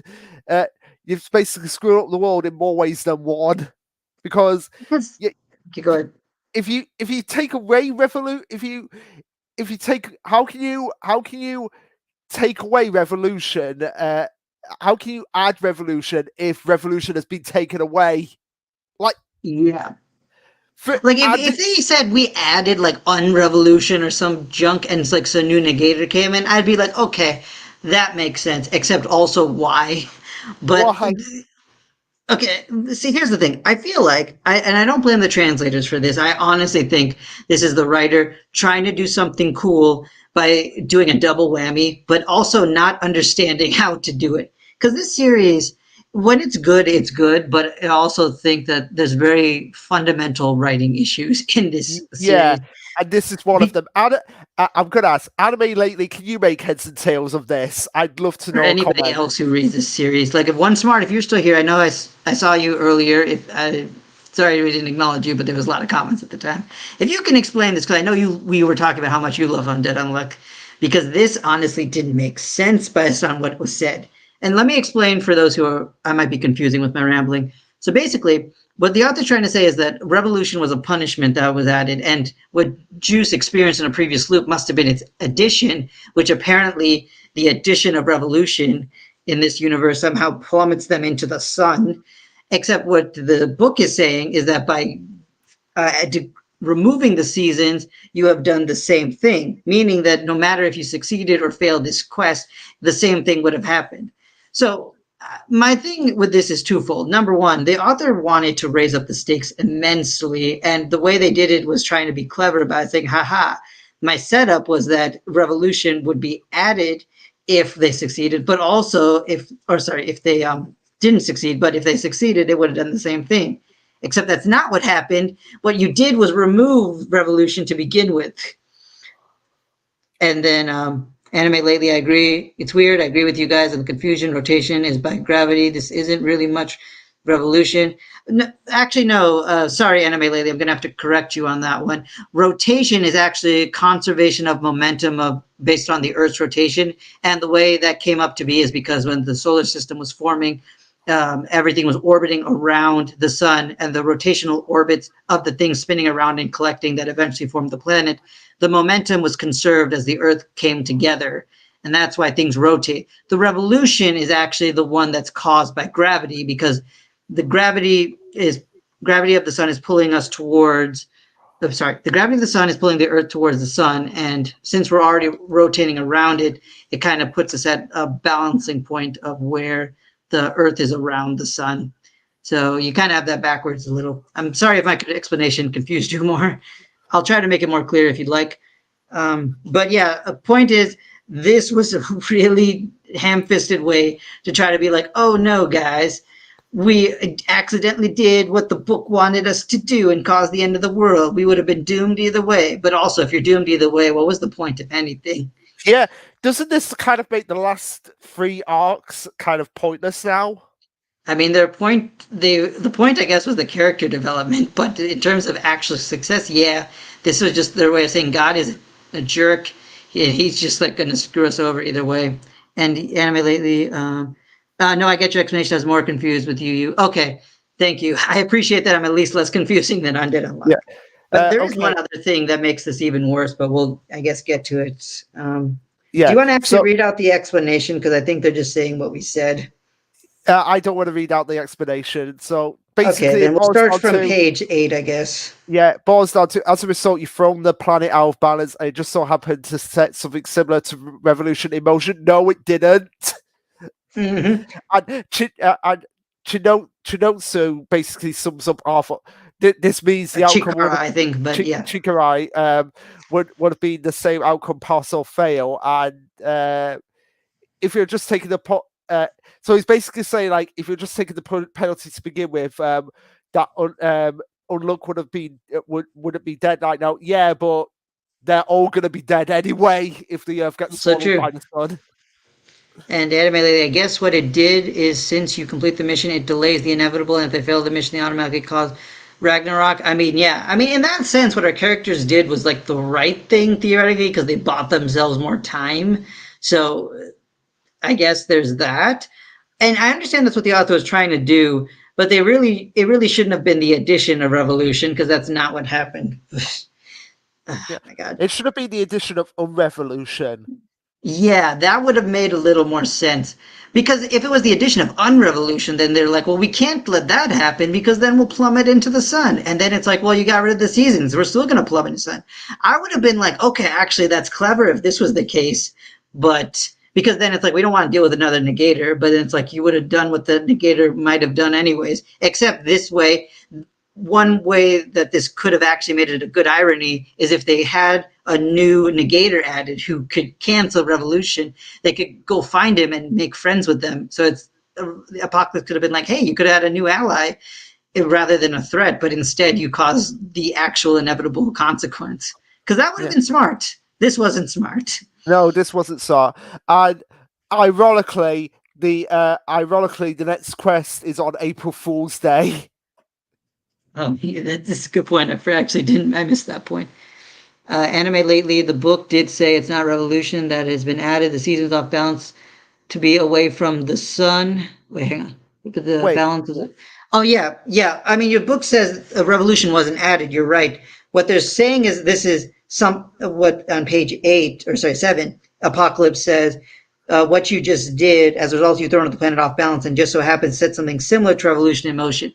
That's what I had a problem with. It wasn't similar to revolution. It's you canceled out revolution. It's not similar to it. It's the opposite. yeah, this chapter is just make this chapter. Well, it's just make it. It's just like the chapter of debate for the week. There's always going to be that one chapter up for debate in the week between everyone, and this I is guess it. I don't. I feel like anybody who really enjoyed this may have just been less confused than me and understood what the author is trying to get across, or just don't understand these concepts and were like, "Oh, cool, they got screwed over, nice," and that Yeah, was their whole thing. Oh, hey, Skyzed. guys. And we talked about a fair amount, well, a few things: Black Clover, Duran Duran, and MHA. We just started Undead Unluck, and I am ranting. Yeah, he is ranting, guys, and I'm sorry that I've forgotten to tag you on Twitter when I was tagging everyone. It's just so many people now. I lose track sometimes. So, and I mean, like, God's sick way of saying we're all dying on April Fool's Day, and if he fails, he can say, "Aha, J.K., please don't kill me." Yeah. You know what? I will admit that is actually actually, clever. I will give the chapter actually, this one point. actually, I want to check something. Okay, Oh, you check that. I'm gonna oh, keep Flip, reading. no, Flip. I was going to say it would have been hilarious if April Fool's Day this year was on a Sunday. Oh wait. Because yeah, It's on a yeah. Friday. That's fine. Maybe a chapter. We'll get early chapters. One of those Friday Maybe, chapters. maybe. But we get Apocalypse says his job is done in this loop now because the next quest was supposed to be on April Fool's Day, as Luke pointed out. But the Earth will have plunged into the sun before then, so there's nothing for them to do.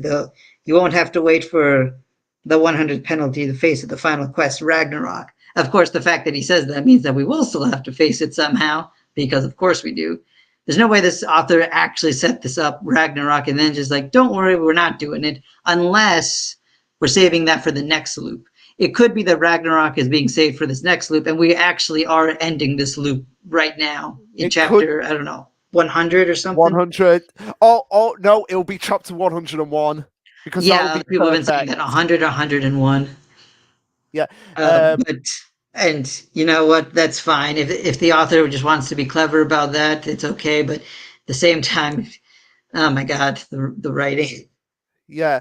Um, so we have Andy debating. Andy saying like, "Oh, Apocalypse is toying with us. He wants to go look for Fuko, but saying it's about to end the world." And June's questioning what is gonna happen. And we have them saying that this. We have them noticing that the sun is like the basically the whole time zones are going out of whack now because the sun is coming up when it was night just a second ago. Yep, and this is my second problem with this chapter. Why? Why is time sped up? Yeah, that What did just we do to cause time to speed up? yeah. I think the author seems to think that time is indicative of when the sun comes out. See, that's was my thing. I thought, okay, he was like, okay, we have less revolution, so therefore we're close to the sun, and so therefore the concept of time itself is different. And maybe it's because I was a physics major, but that this is not how time works. This is not how time Yeah, works at all. that's like saying oh, it's nighttime. Oh, it must. Oh, it's dark. Oh, it must be nighttime. When it's like, no, there could be something else going on. You- Exactly. That is a good comparison, Luke. That's a very good Yeah, comparison. And anime lady. Oh, I was just gonna say it's like in any day, like when a black cloud comes up, it's like, no, it's not dark. Oh, it's just raining hail. yeah. Yep. And then anime lady, what kind of sucks is that they can't get their mission until April 1st, but by then the Earth will be too close to the sun, apparently. And apparently it's even sooner than that because we're heading to the sun at like Mach speed somehow.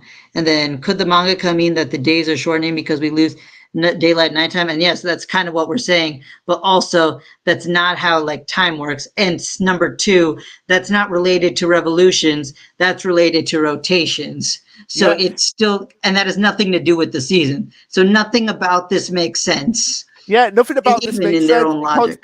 they literally say even the flow of time has sped up. It's like, no, that's not how time works. Yeah, so Skyza, this is kind of what you missed. This is me ranting about the author not It's like understanding it, the it's concept of it's like revolution. it's like the author it, it, it's like the author like just switched off a light switch and was like, yep, that's time speeding up. Oh man. Yeah, so basically, I'm pretty sure what the writer wants to do is just up the stakes for this loop to end very soon. Make a Yeah, very dramatic chapter 100 slash 101. But but and I get that, but it was this was the horrible way to do it. I Except think I also this think that a lot of people won't be bothered just because they won't think too much about it. Like no, but me, I think when way too much about it. when they think about it, it won't make sense for even a second. Yep. And I think this is when I think this is even more of a well, not necessarily jump the shark moment, but more like jump the split undead body moment. Yep. That is a good way to put it. Yeah. Man. So I guess we should keep going with the chapter. Kind of think I'm done ranting for now. Okay.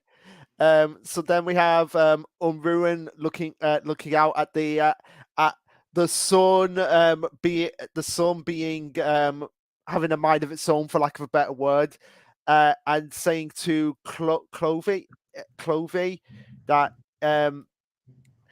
oh no, it's not Clovey, it's Blood. Like, wait, Yeah, blood. I don't need a parasol. It is blood.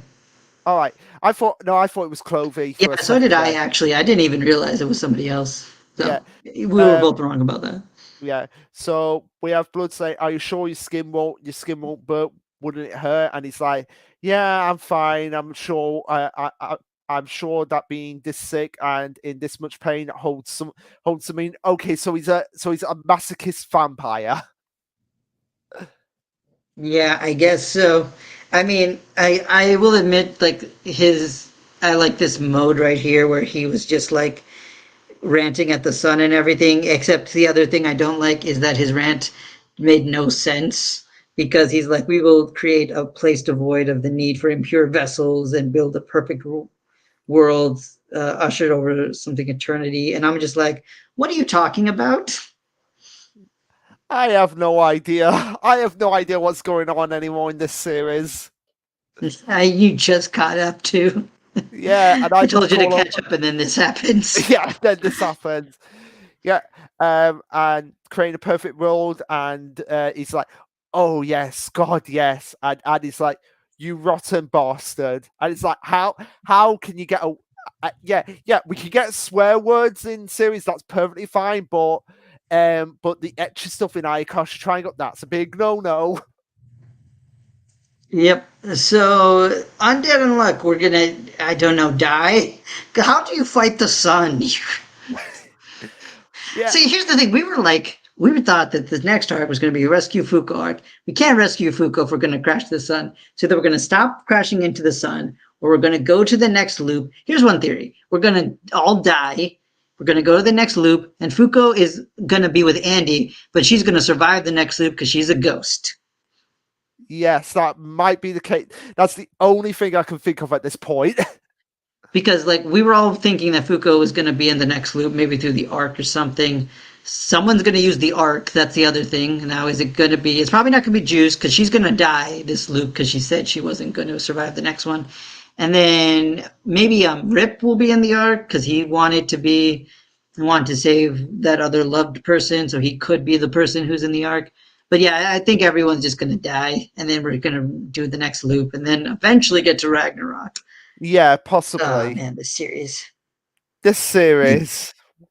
Well, So yeah, but this wasn't like very high on my rankings. If you wanted to know, everybody. I think you've made that perfectly clear, man. So yeah, sorry, Luke. I was ranting a lot. Did you have anything to say that you didn't get a chance No, to? I didn't. I was just as confused as you were. Okay, great. I'm glad I wasn't the only one. Because if you had an explanation for this, I would have been happy. Because like maybe Luke I could figure this out.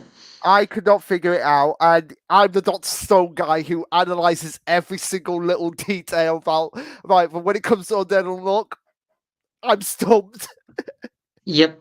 It actually, you know what? I'm just gonna go to the Viz comments and see if anyone explained this. Okay, you could do that. And while you do that, I'll ask. So Sky Yeah, said, no, I think people just like enjoyed the chapter because it was crazy. That's kind of what I expected. So I'm just gonna yeah, leave a ranting comment right now while you okay. talk. Yeah, so Carl Singh, Anime Lately, or Sky said, or whoever's here, which series would you like us to cover next? Because we've got um, Ayashimon, Ayakashi Triangle, Witch Watch, Mission no Sakura Family before we get to Dr. Stone. So we'll let you guys decide.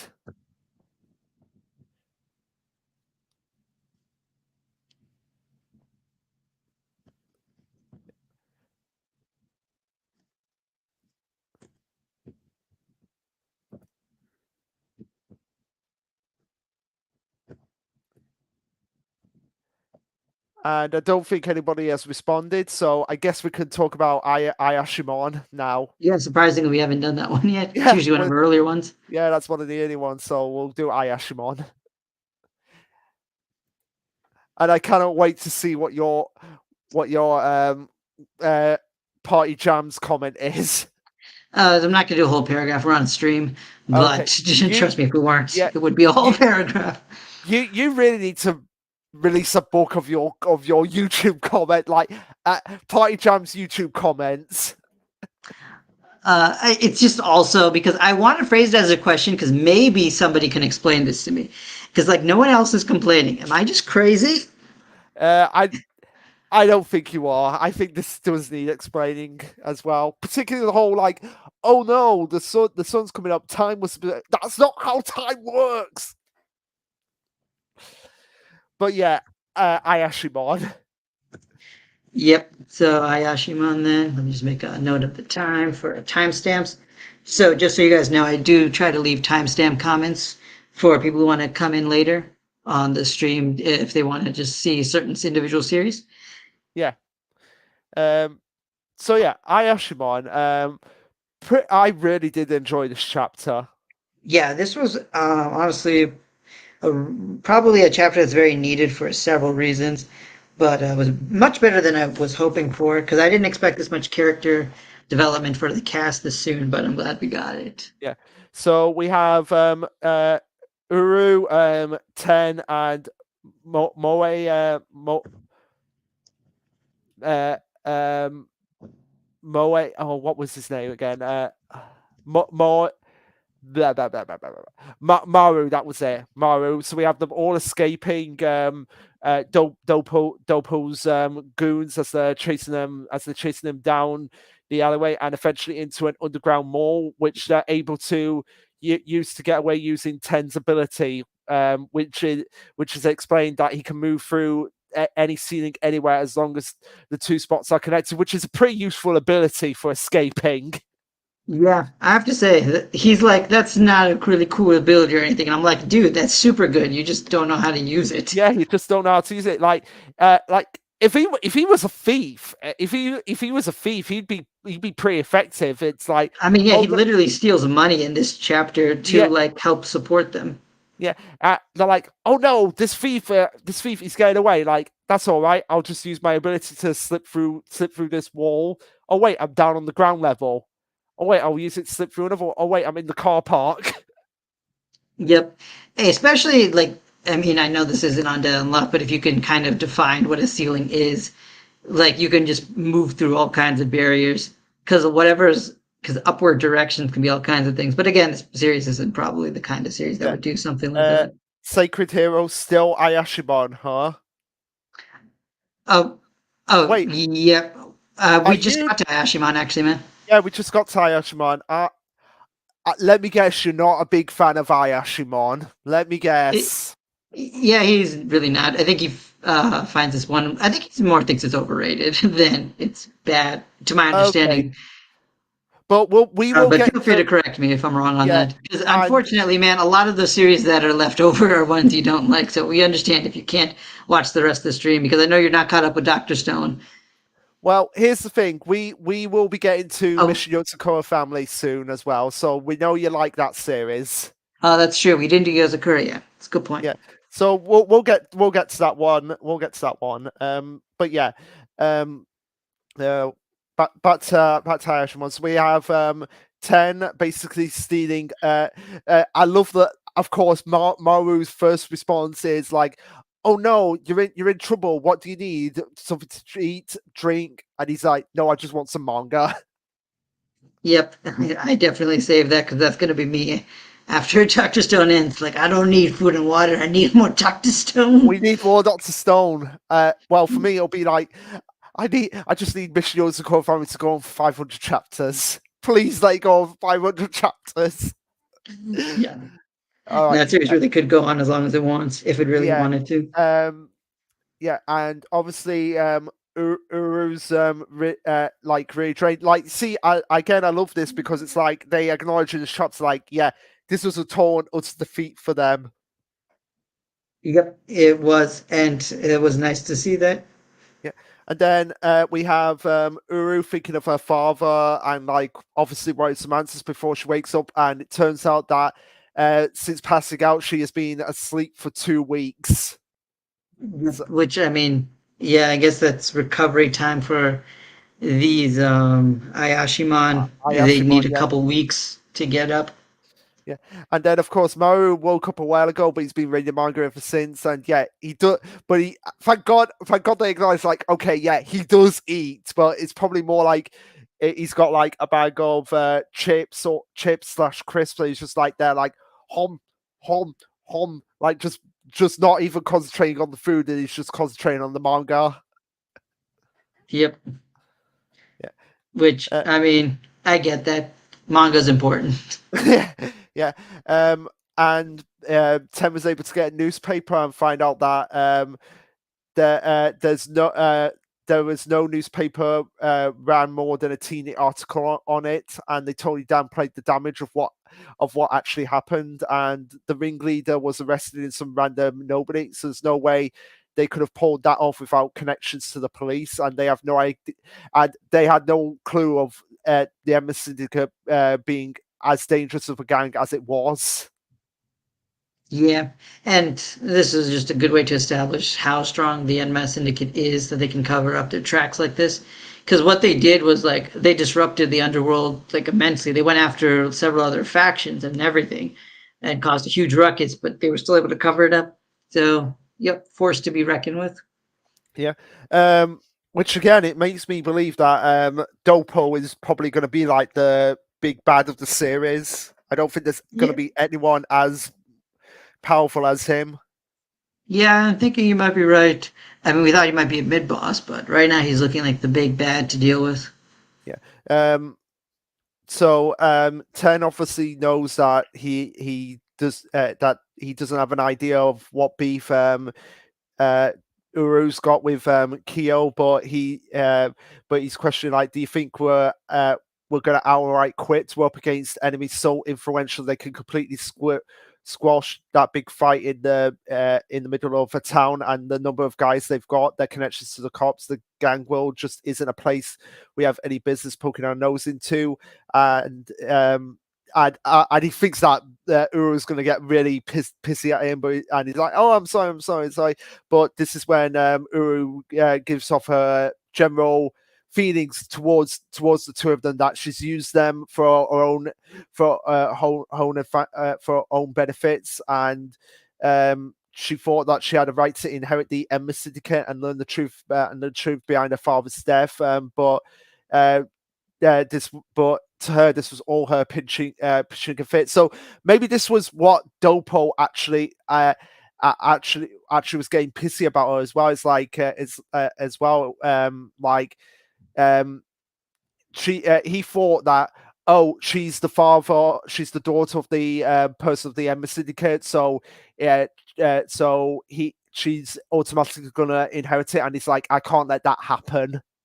So maybe that's why he wants to get rid of her. Like once she's out of the way, then yeah, I'll be the true leader of the Ember Syndicate. Yep. So, basically, this chapter is just like a lot of just character depth for our characters to kind of reflect on their actions, see where they are and where they need to go.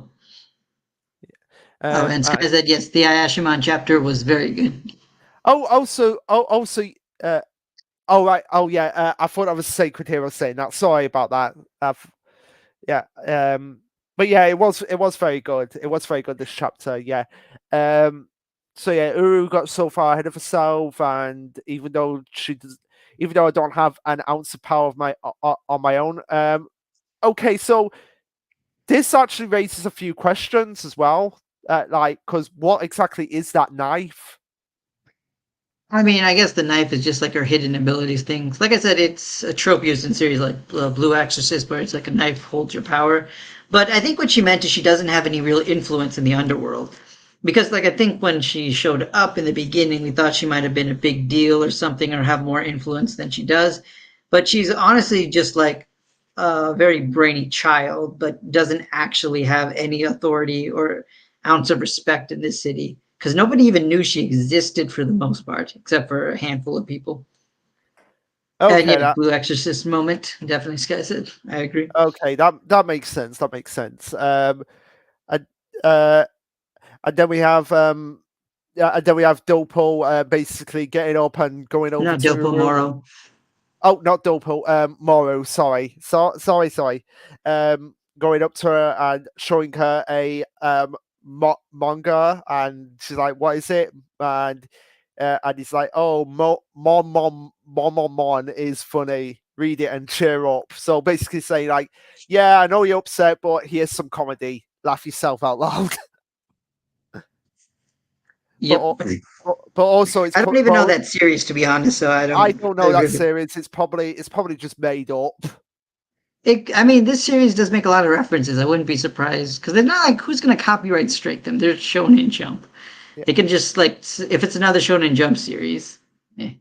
yeah. But then this is probably, but yeah, this is Moru basically saying to her like, um, "Why are you lowering your head that easily? You're supposed to be the boss. You're supposed to be the boss. If anyone's supposed to be upset, it should be us because we're your bodyguards, and we weren't up to snuff. And I came this far because I wanted to. I don't like." I don't feel like you've taken advantage of me. So it's nice that he feels like, no, this wasn't because of her actions. Like he did it because he wanted to do it. Yep, and I mean we've been seeing the story from his perspective. We definitely know he wanted to do this.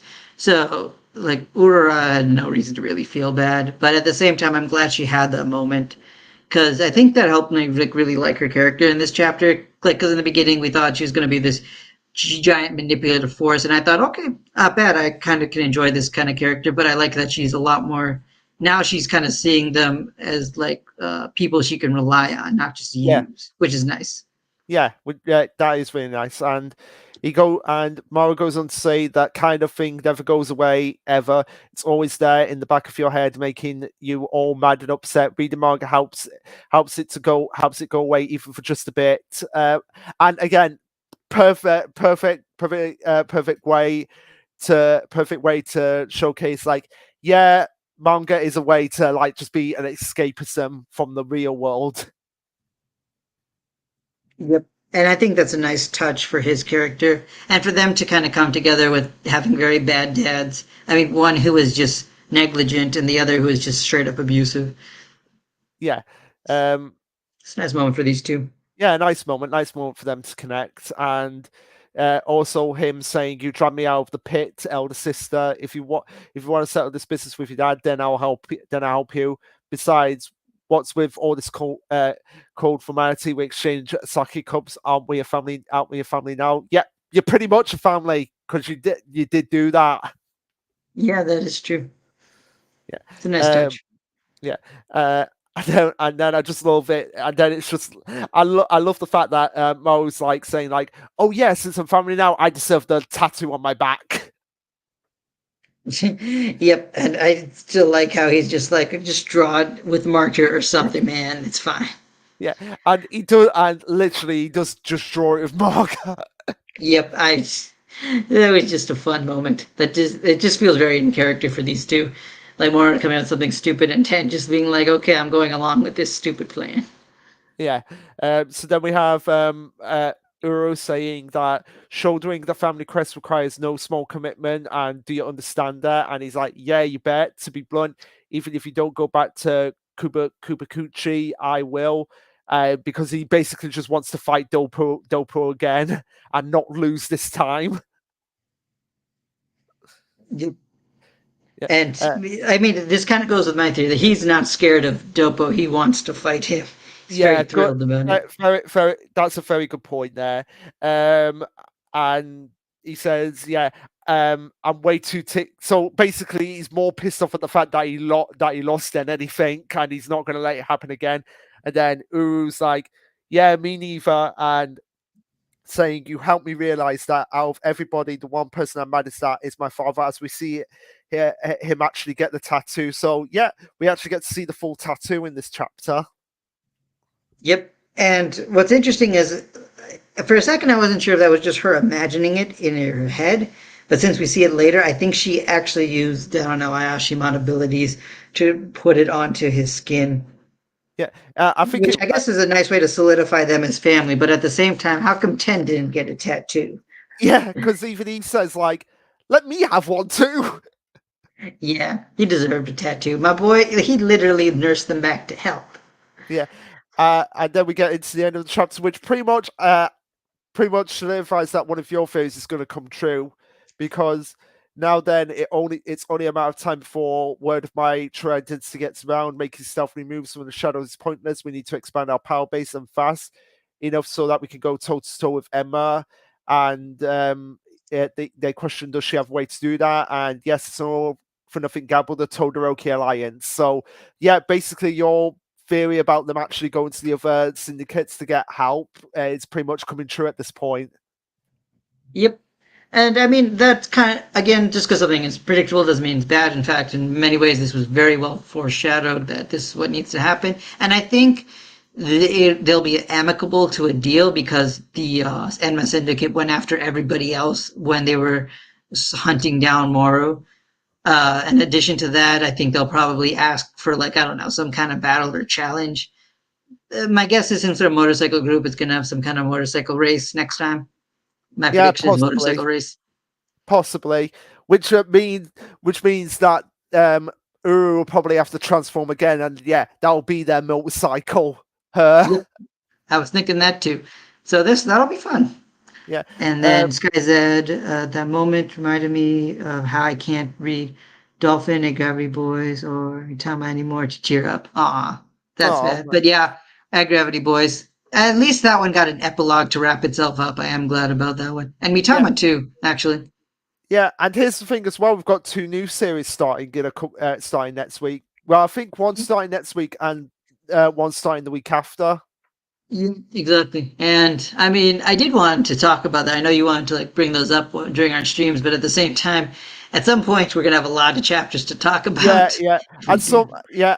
Well, here's what I was thinking. Like we could talk about just that one like the one chapters when new series come out, and then if we continue to like them, might add them and might when series start wrapping up as well.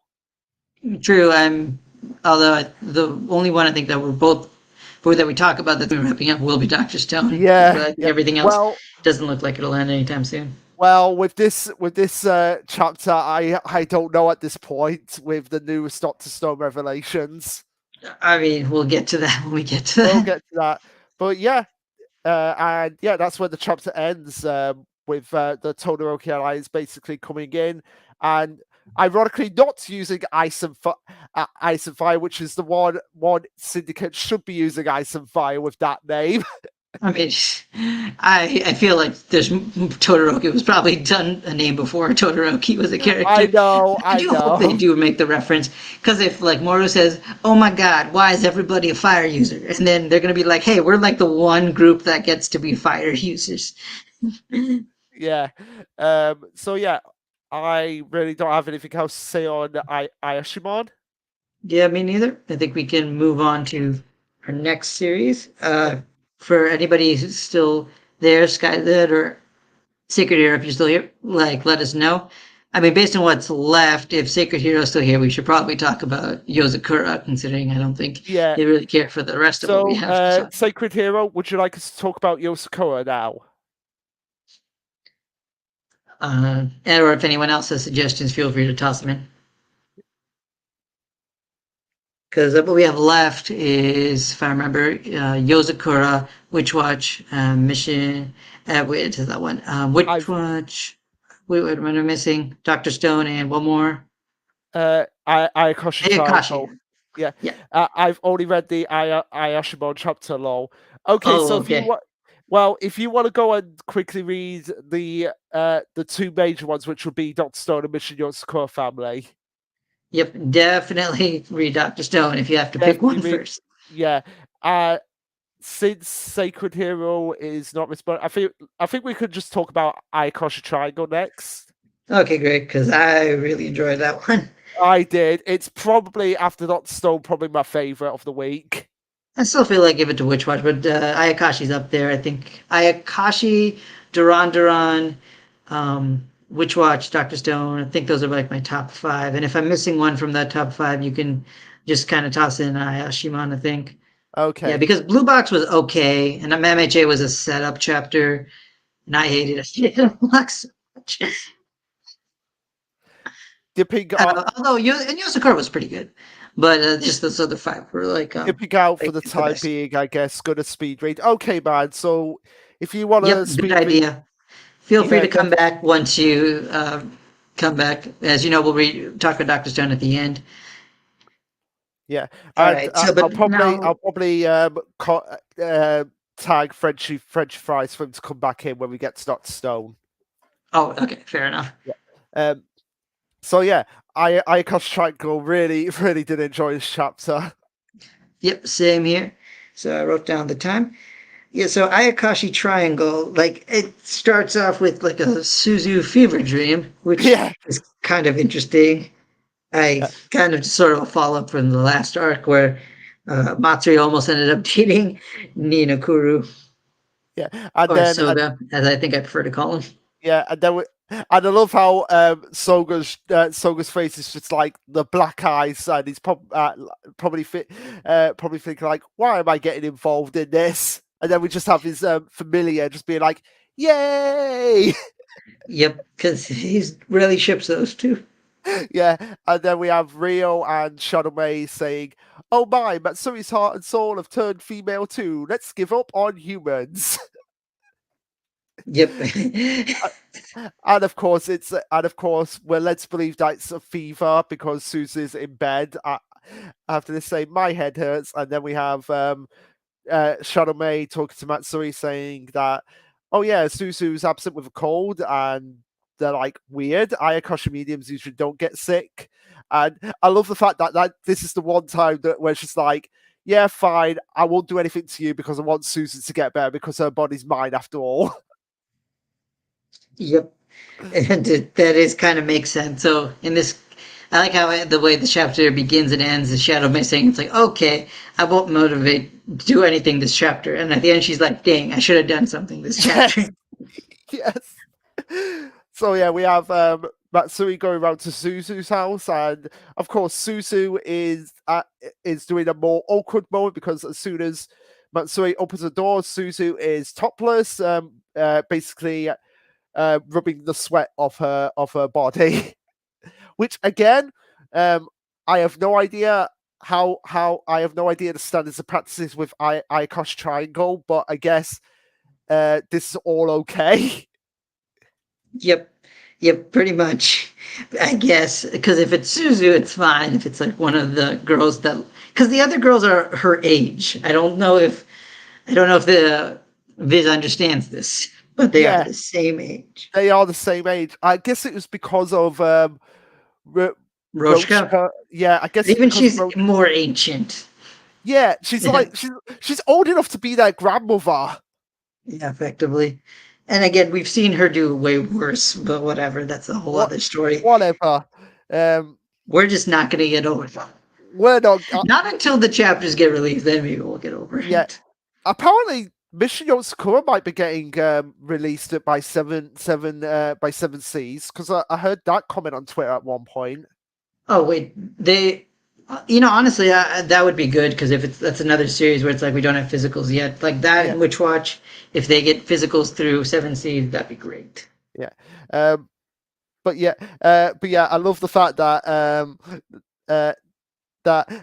as soon as Matsuri gets freaked out by Susan, that's the one indication Susan needs. Like, uh, okay, yeah, you're back to your normal self here. Yep, yep, that is true, and it's kind of alludes to the fact that this is like the big thing she's worried about. She's worried about losing Matsuri due to their psych. I don't know. It's Yeah, very to confusing. yeah, Lu- yeah, His like new psyche as a woman. as a woman, yeah. But yeah, it's not a cold that Suzu actually has. It's just the stress. It's just the stress from overthinking about everything. From Shadow May being a fragment of the Ayakashi medium that's separated from her previous life, and in order to tap into her higher Ayakashi power, she needs her, but May hates humans so much, and what if she ruins the relationship and it's given her nightmares and it's starting her head to hurt? So yeah, she got a fever from overthinking. Which how does that work? Yep, I mean this is a stress fever, which, speaking as a medical professional, is theoretically possible, but also this is very Japanese, where it's like we overstressed ourselves to the point of getting sick. You can do this, but you have to like really overdo this. But in Japan, it's probably common enough that they can just do that. So it's kind of depressing when you think about it too much. I guess. And then we have Susan like, "Don't worry, I'll keep working to figure it out because I want to be your girl. I want to be your girlfriend." Hey, and this just had me thinking of that girlfriend song. Oh yeah, I mean that is a good point. But I was just thinking it was a very sweet moment for her, where her motivations like are like very straightforward, and also kind of nice to have like a character saying like, "Hey, I want to date you, and we're both aware of this now." Yeah. Um. So um. So then we have Suzu, quote unquote, being asleep. Hmm. Yeah, and Matsuri giving out his feelings, even though Suzu probably knows exactly what he's thinking when he says, "We can't go out until I return to being a guy." No, you can still go out, Matsuri. Just accept it, man. You accepted losing the Wolfong thing for um for other types of underwear. There we go. That's the best. Yeah. That's the best way to put it. So now you can accept these feelings. Yep. When I was reading this chapter, I was thinking, oh man, Luke's definitely gonna love this because this is what you wanted. You wanted Matsuri to just be like, oh, yeah, I'm just accepting myself for who I am and these feelings I have. No need to Yes, make this weirdly complicated. yeah, but he's And yet making it it's so weird. funny because then Shirogane sees all this and he's just like, okay, he's been standing in that position for 5 minutes. You Yeah, did that and for 5 minutes. yeah, he did that for 5 minutes, and Shirogane said, "I came to breathe him because I said such." He's got like the spider sense from Spider-Man, except it's the shamelessness sense. Yeah, as much as I feel like Shirogane got kind of downgraded as a character to a large extent, he is still very hilarious. Yeah, yeah. Um, I cannot wait to hear his voice in the anime. Oh yeah, Yeah, that'll be uh, good. Anyway, then he resists, and I did like the line where he says he likes how straight-laced Matsuri is. It's like the one thing I think Shirogane likes about Matsuri, because yeah. otherwise he really It's doesn't like like Matsuri. it's like he's not a complex guy, which is what I like about him. But I still don't want him to be with Suzu. Hmm. And And then Suzu awakened the next page. awakened her. I I want to don't know what say you want to call it, but basically she had one of those now to go to my full power moments. her loved form. Basically, there Yeah, we go. let's call it that for Her the loved sake of form. YouTube. Yeah, as she tries to kiss Matsuri, they dodge out of the way, but Susan's like, "Fooled you!" Yep, And that was actually by Omakage this entire time. And then she just straight up kisses him.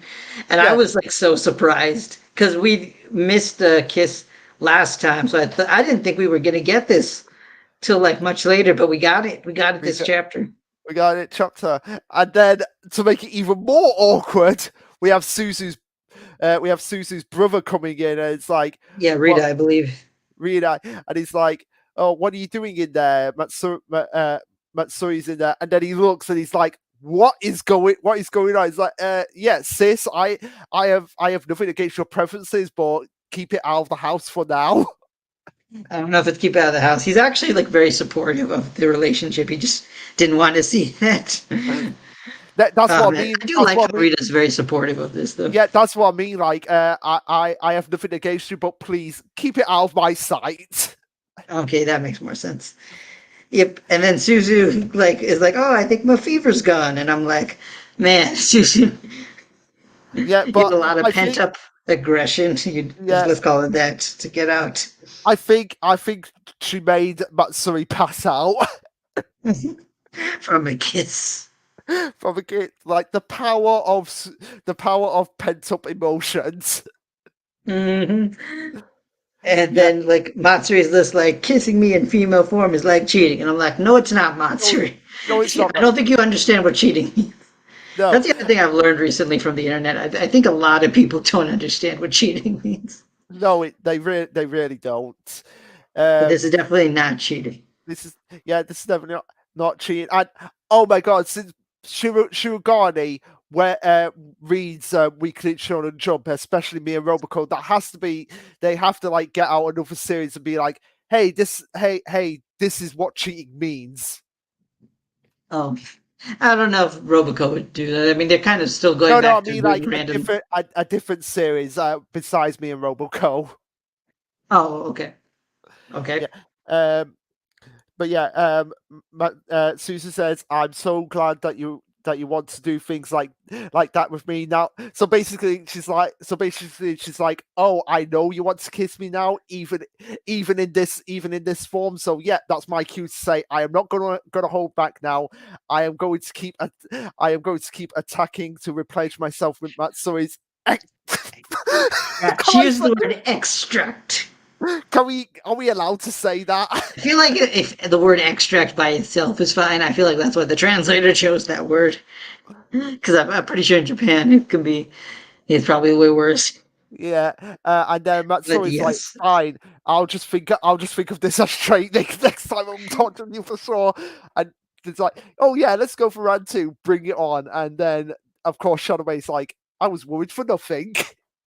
Yeah, also, I miss like the Hamatsu is like, I'm gonna avoid your affection and love for trading. And I'm like, God damn it, Matsuri, why are you like this?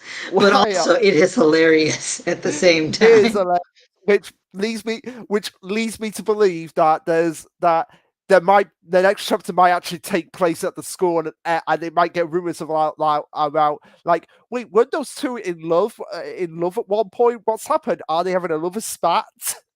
Oh yeah, that could be. But I do like how we're gonna want to have this new recurring trope where Suzu's gonna keep trying to trick Matsuri into like a kiss or something. That'll be very Oh, fun. you do realize what next Monday is? Uh, what next Monday? Yeah, The not 14th? Oh, right. Yes, yes. yeah. So it might be the Valentine's Day chapter. Mm. That man. Yeah, if I wasn't busy, then I would be like, man, we're gonna have a lot to talk about, but we'll see Yeah, how that works out. we'll see But how yeah, that works out. we could see a lot of chapters. Like, I mean, Blue Box should definitely do something. Yeah. Um, Um, and of course, like Witch Watch will probably definitely do something. Yozakura. Yeah, definitely. Yeah, so we're gonna probably have a lot of those chapters. And meanwhile, Dr. Stone's gonna be like, so yeah. Meanwhile, in the world of extremely crazy plot twists. Yes. Um, it turns out that why man Selpit's plan right on Valentine's Day to happen on this particular month in June. I don't know. But well, yeah, everything's gonna have like a Valentine's Day chapter, and Dr. Stone's gonna be like, oh yeah, meanwhile in Crazy Land. Yeah. Um. So yeah, that is Ayakashi Triangle. Very fun chapter. Really enjoyed Yep, it. yep, definitely somewhere in my top five. Because I really like how Suzu is like a character who takes initiative and actually gets what she wants from the Yeah. love interest. Yeah. Because like in most series, like in Blue Box, for example, that we're reading, like they're still like, oh man, if only I could figure out the balance between sports and attraction. Meanwhile, this chapter, I guess the quick version, is that the main character talks to a couple that did just figure it out. So it's like Yes. it's not impossible, man. It's It's really not not. impossible. It's not impossible. How do you think real life couples in the adult world do it?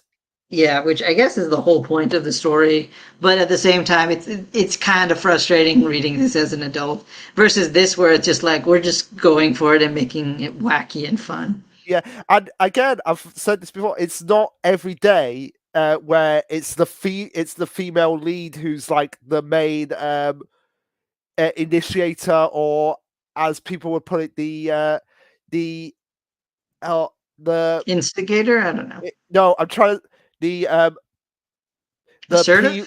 the p word. You know the word Oh, prefer. oh You yeah, yeah, got it. Yeah, Yeah, yeah. that word. Because if this was, oh my god, if Susan was in the if Ayakosh Triangle existed in the My Hero Academia world, you know who would be all over that? Yeah, yeah. Mineta. Mm-hmm. I know where you're going with that. But I Akashi Triangle, good chapter. I'm glad to see this with Suzu. At this point, I feel like I almost have to make her my favorite girl. But man, Well, I'm hoping for more plot next time. But I yeah, am liking these hijinks because the yeah, author did say he wanted to do more gag like chapters, which we are getting. we are getting. And I would say Suzu is probably my second favorite female, but Rio all the way.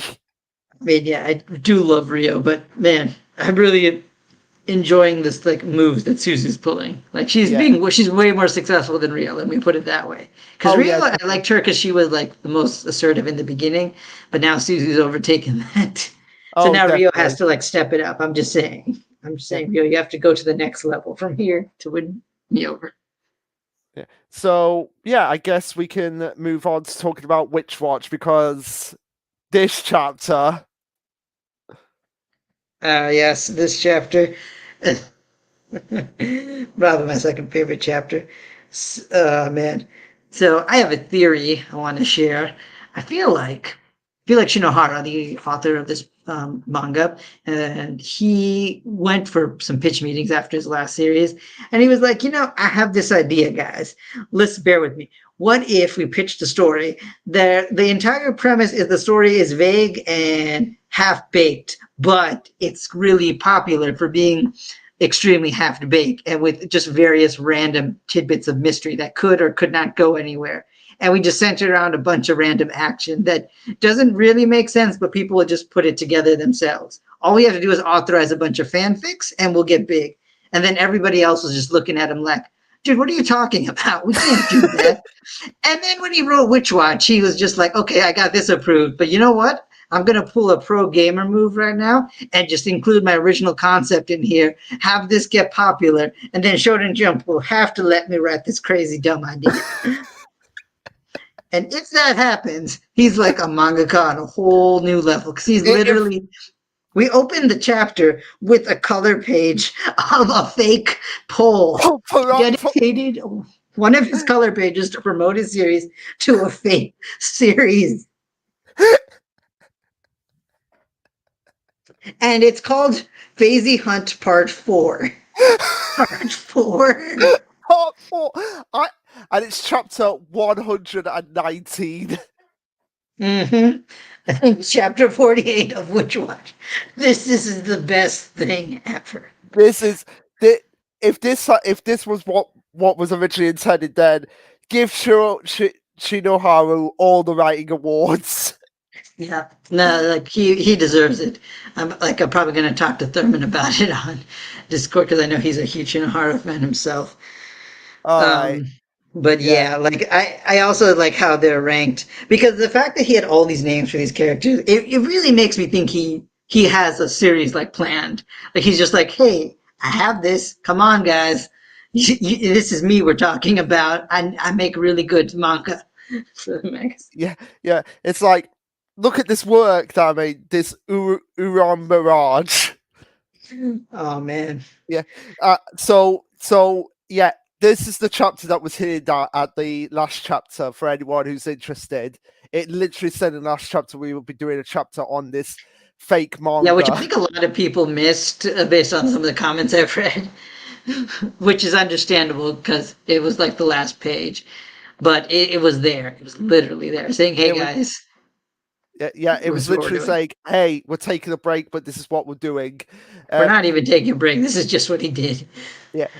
So I we feel like have he's also figuring out the next story beats as well. That's probably why he did yeah, this. maybe. So apparently 79,842 people voted in this poll for the Yes. second annual character popularity poll, which means Oh I want man. to know how many people voted in the first one. I don't know. There's a lot I want to know, but that's also the beauty of this story. It just makes you want to know more, even Yeah, though it almost doesn't matter. yeah. So basically, the general idea was basically what John said. The popular manga is famous for its vague world building, mysterious landed dialogue, and obscure plots, which could apply to Witch Watch in a way. Yeah, and I think that's the joke that people pull in because, like, his works, even Osterlost in Space, there's a lot of like vague mysteries. I think Osterlost in Space, honestly, has some of the best twist writings I've seen before. But it also has this like a bunch of funny, like little quirks and random things for people to theorize and predict. So this is just him saying, "This is what I'm good at." Yeah, Very good. um, and that many readers dropped it immediately because it was too confusing. But hey, people are not dropping Witch Watch because it was sixth the last time I looked in the rankings for the first volume. For the sixth volume, sorry. Let's see if they actually updated that quickly. They No. updated what? Here we go. You know when they release the volumes for the month. Yeah. Yeah. So today, well, yesterday it was 10th. So Yeah, I saw first, that. yeah. So it's doing quite well. Which watch is doing quite well at the moment. Yeah, and I think it got in the top 10 if I remember last time too. Yeah. So yeah, it's like a series that does very well in Japan. I think though, based on the newest sales, Sakamoto Days, which came around the same time, is starting to get even higher. So I'm hoping Witch Watch will do the same, but I'm not sure just because Sakamoto Days is almost next level. But Yeah. this is like, but Witch Watch is just Witch Watch. It feels more niche in its audience Oh yeah. delivery. Yeah, and like I said in Project Manga's Manga of the Year uh stream on Twitch, which will should be coming out on YouTube tomorrow. Like, I think which it's coming watches? on the ninth. Yeah. Okay. Oh, fair enough. Yeah, I could only watch like 2 hours of that because I fell asleep. So I didn't have the time to catch on it either, so I'm gonna watch it on YouTube. So I'm yeah, looking forward to seeing what they said. but yeah, which I said which watch is an acquired taste, which it It is. very much is. Yeah. On the other Although hand, to be fair, it's also Shinohara's comedy style. So if you already have acquired the taste like I did, it's like an instant pickup. all right, fair enough. But yeah, and I love the fact that it makes a nod to like fan bases being small but passionate fan bases dedicated to analyzing its convoluted plot, because that's basically what we do. I know this is just like it. It just pokes fun at everything. Manga, the manga audience, the Especially, industry. I love the little nod to like anime adaptations, like sending its popularity skyrocket. It's like, is that a nod to Demon Slayer? I mean, maybe. I think the thing I liked best about it is when they said the mangaka announced that they would permit derivative fan works. Because, like, one thing that would confuse me with the pair we're following, the teacher and student, I don't remember their names, but the teacher and student pair, they are writing a manga based on like official characters. And I'm like, okay, but you can't actually use official manga characters. I'm pretty sure you get sued for that. But then apparently we learned from this chapter that the mangaka says, yeah, you guys can make fan work and you can certify it as like official stuff, I think. So that's what got fanfics got this popular. Yeah, yeah, that's very much true. And this fictional manga series only exists in this manga, so you've like breaking the fourth wall right there. Yep. Except, I mean, come on, Shinohara. We know you want to write this manga. Let's bring it to our Yeah. universe.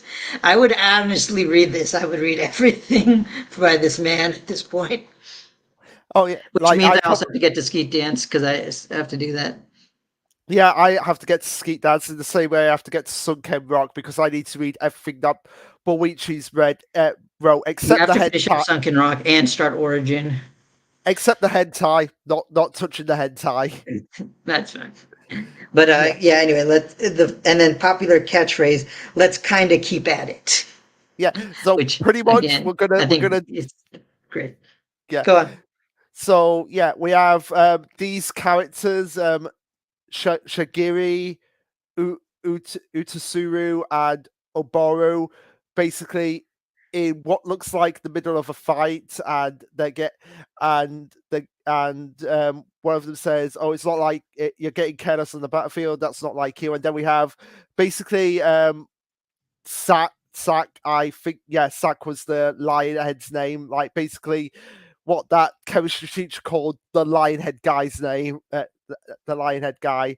Um, we have him coming in saying tug of war between a tiger and a dragon will turn bales into drum, and yeah, it's too confusing this plot. Like I have no idea what's going on. Like why they're doing To half be these fair, we're things. starting from chapter like 119 of this One series night, and part four one of this arc. 119.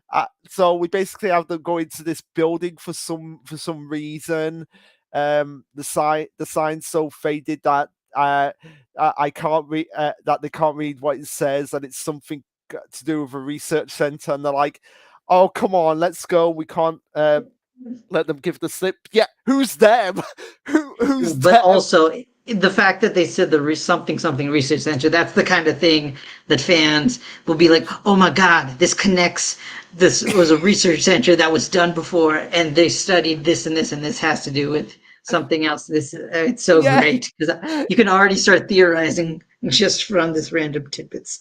I would honestly love it if this is actually foreshadowing for something that's actually going to happen to the other character, like the proper main cast.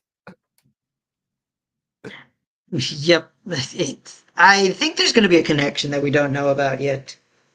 Yeah. So yeah, we have them all saying we're fates, whatever that means. I'd like to think we're good enough to watch your back, and they're questioning like, is this guy being a bit too chatty today before we see Sack? Like, I love that's the only guy's name that we can remember that's proper like a traditional English name. Oh yeah, that is Yeah. true. But in Japan, they do that when they want to do like cool characters, just give generic English names. Yeah. And we have him saying the most ironic thing in the chapter. You know what they say about chatty lions out on the battlefield, and yet he's chatting while something is forming behind him. But of course, him being a lion animal is able to sense what this creature is, whatever it is, and just slice it in half. But of course, that doesn't do anything, and he ends up getting eaten. And that very much had Konosuba vibes for me. Oh really? Yeah, Hmm. you've not seen Konosuba, have you? Yeah, I have. So Oh, all right. I'm just not Yeah, sure how the vibes are. you know when Oh, like when Aqua they do like the it's like toad something. when they try to attack the toads and it doesn't work and the toads just Oh, eat them. right, right. I got it.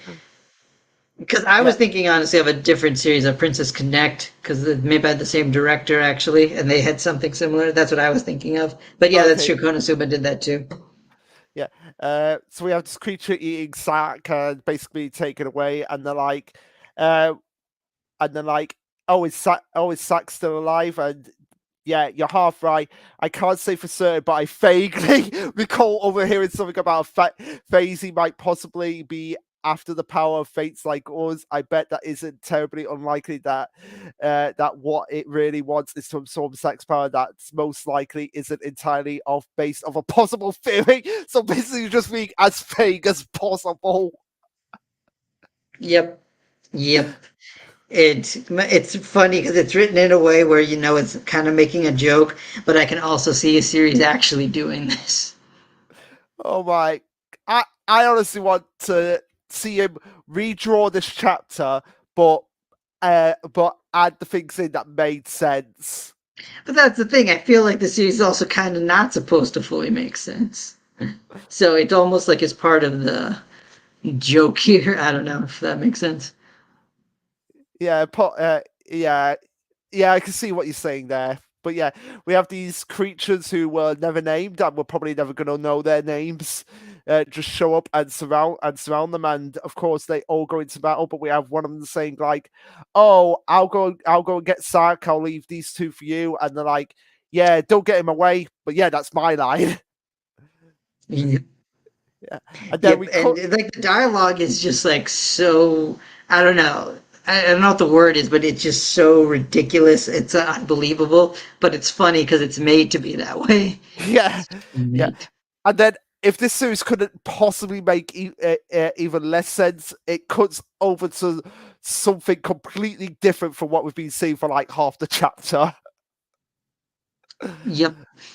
where we have this commander guy say saying asking what he's gonna be doing and um, questioning something about elders not turning a blind eye to all those unauthorized missions, and is he plotting a coup d'etat? Um, and he's saying, "Oh, neither," but at the same time, both. So basically, he's plotting something, but at the same time, he's not plotting something or something, whatever. Yep.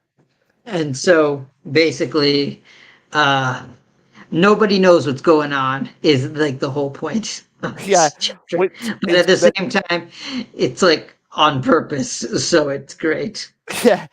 And then we cut back again. So like it's like a bit of like, oh, we're getting ready for battle. Oh, we got to cut to this random bit, and then we're back to the battle taking place.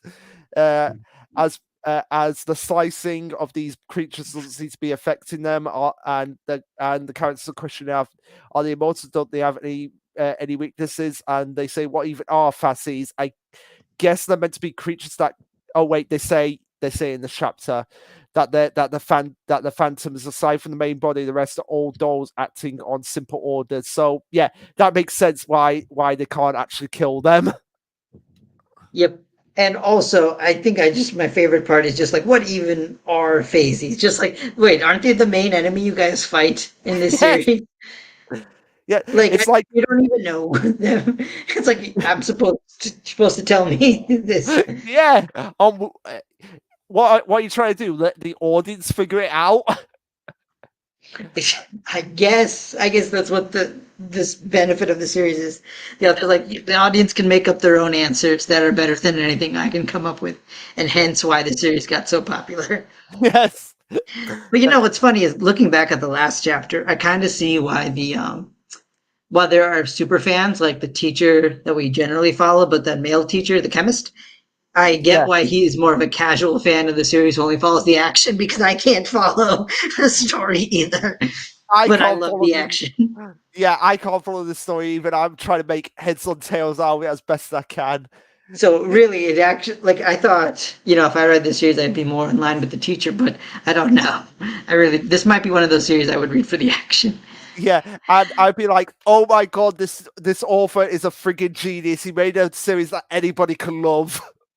Yes, I mean, Shinohara truly is genius. Oh man. So then But we yeah, have we should probably keep going. as much as we can before our brains explode.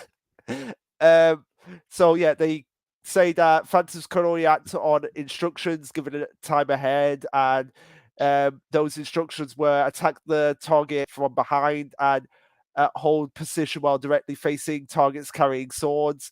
So basically, even if they're surrounded, as long as they don't expose their backs, they'll be all right. And they do the whole "that's my line" when they say, "When did I say I had your back?" So whilst they're both having their backs to each other.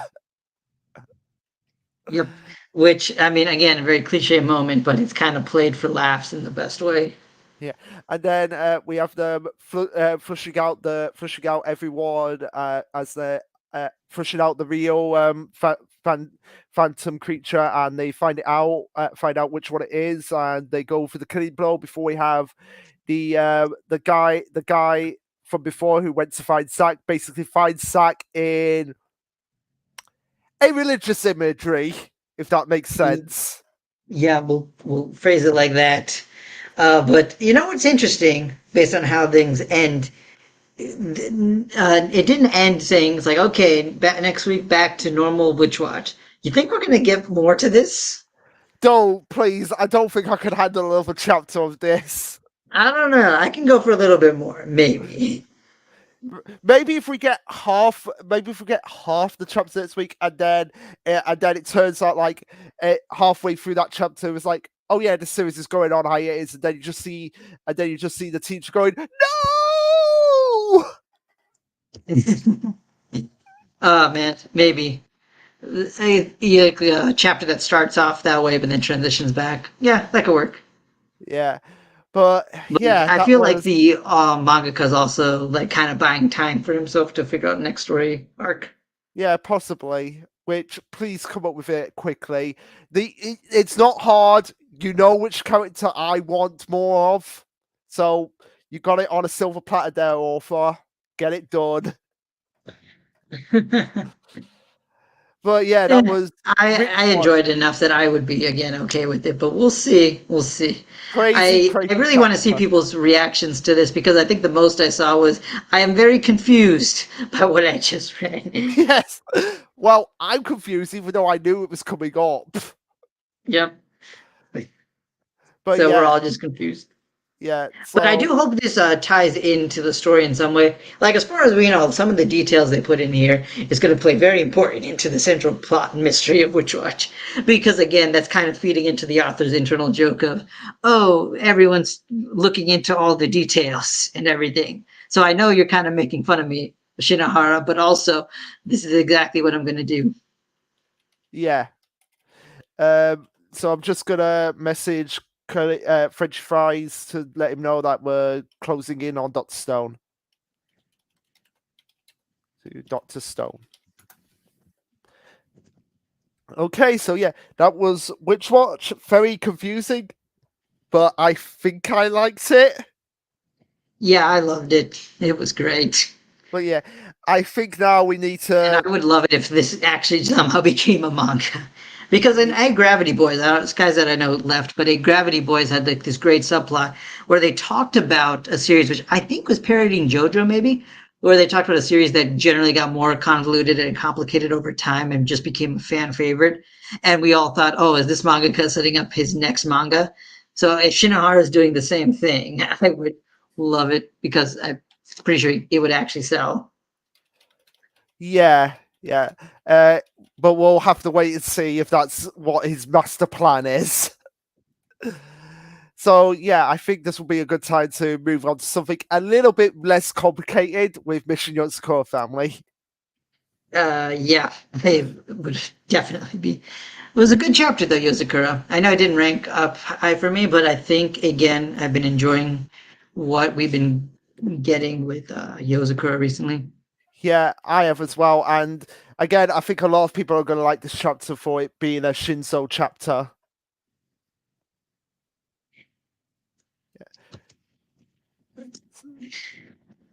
Yeah, and I did say last time I wanted a Shinzo chapter, so when it started that way, I was very happy. Yeah. So yeah, basically, chapter starts off with Shinzo as a bodybuilder and looking absolutely the most petrified person ever. And all I'm thinking there is like, hey, it doesn't matter, Shinzo. You just need Senku to come into the series, petrify yourself, and then you'll be all right. Which, by the way, did you see? Did you see my Dot Stone Mission Yozakura crossover fanfic? I saw you wrote a paragraph about it. It was. So It yeah, a was. little bit. Yeah, it was in the dots. It was in the Dot Stone page. Yeah, I'm seeing On it right now. yeah, Which I mean, hey, like I wouldn't mind having some crossovers. yeah. Also, did you notice something else about Shinzo in this chapter? Um, there's a lot to notice about Shinzo in this chapter, but what specific are you referring to? Goliath is the underwear. Oh, I actually did not notice that. Yeah, it took me a while to figure it out, but no, I was like, on one panel you clearly see like a paw print on the back of the underwear. It's like, is that Goliath? Huh. Because it has It- eyes as well. You know what? Okay, this changes a lot. Wow. Okay, then. I won't Yeah, be able to unsee that now. yeah. Well, if it's not Goliath, then what is it? I mean, I just thought it was underwear, but you're right. Now I can't unsee it, Luke. Why? And curly fries. Sorry for coming in and out, but I didn't want to get spoiled on manga. Oh yeah, dude, don't even worry about it, man. We totally understand if you have to drop out. And honestly, that's kind of one of the issues with our stream. I mean, we like to do things free form so we can just Yeah, talk about what we want when we want. But at the same time, it's not easy for people to be like, okay, well, I don't want to hear about this. I don't know when to come in and out. That's why we were actually just gonna actually gonna tag you once we got to Dr. Stone, just so you were here for that one. yeah. So if you don't come to Mission Yotsukoa, then you could then I tell you what, you mute the stream, and then when we get to Mission Yotsukoa, we'll tag you in the stream so that you know when to come back in. Yeah. So Okay, we'll wait for your response on that. But in the meantime, I guess we can talk about this chapter now because we yeah. still haven't. So this is basically the year when spies can get a chance to compete no, this is the time of the year when spies get a chance to compete against each other and prove their mentality with the Spy Bodybuilding World Championship, and the lucky winner gets this absolutely insane necklace thing, Ochero buff, and the middle will just make the person wearing it even more buff, uh, even more macho, and we get like basically the contenders from last year, including Muscle Leotard, which is a silver rank spy, and then we have Protein 100%, which is a gold rank. So it's like keeping again with the like bodybuilder theme, like just make them all like named after bodybuilding types, and then we have them saying like um the one that's showing them this year is the greatest muscle man of the Yasuko family, Shinzo Yokosuka. But of course, Shinzo being Shinzo is probably the most uh, socially awkward out of the Yasuko family. He's thinking, why did I agree to this? Yeah. Yeah, which then we learn why he agreed to do this. Yes, because he cannot say no to his family. Yeah, Um, Shindo's a good boy. yeah, Shinzo is best boy to some people, even though I would put Kengo as a better best boy to as better best boy, just because So, he is the complete opposite of Shinzo. Doesn't care what people think about him. but I do like how on page 4, Shinzo basically like reasoned out what Shion is like looking for. It's like a, kind of a nice way for him to show off his like intelligent side as well as how much he knows his family. Thought that was Yeah, just like a nice brief panel to characterize him like that. yeah, yeah. I did like that as well. So it's basically in his mind, Shion's looking for a rare metal or something like a semiconductor that can um basically give her more power to to her gadgets, and he's like, oh, let me help you find out what find out what you want, because I'm your big brother after all. And she's like, oh, you read me like a book, which of course he does. Like everyone in this family can read everyone like a book. Like that's the crazy thing about the Osaka family, like there's no secrets. Hmm. Yeah, and It's then nice. yeah, go ahead. Oh no, I was just saying it's nice to have that in the series. Just that everyone understands each other very well. And I think they're just kind of establishing that now because in the beginning of the story was more focused on Tayo and his story, which makes sense because he's the main character. But now we're having like a lot of dedicated time for the other family members and their Yeah, relationships to each other outside of Tayo. yeah. Which as well. Could we haven't had really any interaction between Shinzo and Koichiro as well, so we need that at some point. Yeah, I mean, at this point, I feel like the author has basically planned almost all the one-on-one interactions that we're going to get. Like when we're going to get it is a different story. I'm not sure if we'll Yeah, get it all now which or not.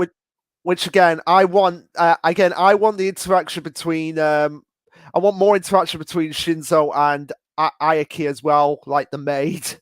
Ah, yeah, you did bring that up last time too. Yeah.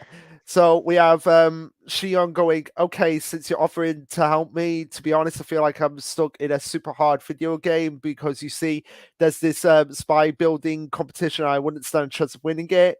And apparently the prize that can give her would boost her processing power, and basically use it as a way to find Momo wherever he's gone. And she's just like, oh no, not not the center of attention. I'm not good Yeah, with and that. it's also nice that again, this is one of those chapters with family where they kind of tie it back into the main plot. Especially because last time they did tell us that they're kind of at a standstill with finding um, the other heads. So this is a nice continuation while Yeah, still doing these sibling chapters. yeah. Which might mean we might actually get the Shinzo head next time. I mean, to be fair, we kept saying we were going to get the Nanano head, and then we were going to now accept the Shinzo head. So we even thought Kyuchiro just because we had the two of him in a row. Yeah. So who knows, honestly, at this point. Who know? Oh, oh no! You know who it might be? It might be the Shion head, considering she's been the one who's been like the most focused on finding out where everything is. It could be. We really don't know. Yeah. Um. So yeah, moving on with the chapter, we have Kengo saying like, "Oh, you got my muscle glow skincare cream and my golden egg drink. You won't even need to take any steroids." Yeah. I love the fact that they're like, "Yeah, we're not promoting drugs here, but we're gonna give you a drug anyway." You, it's. I did find that particular one funny, where it's like this isn't steroids; it's like mega steroids. Yes.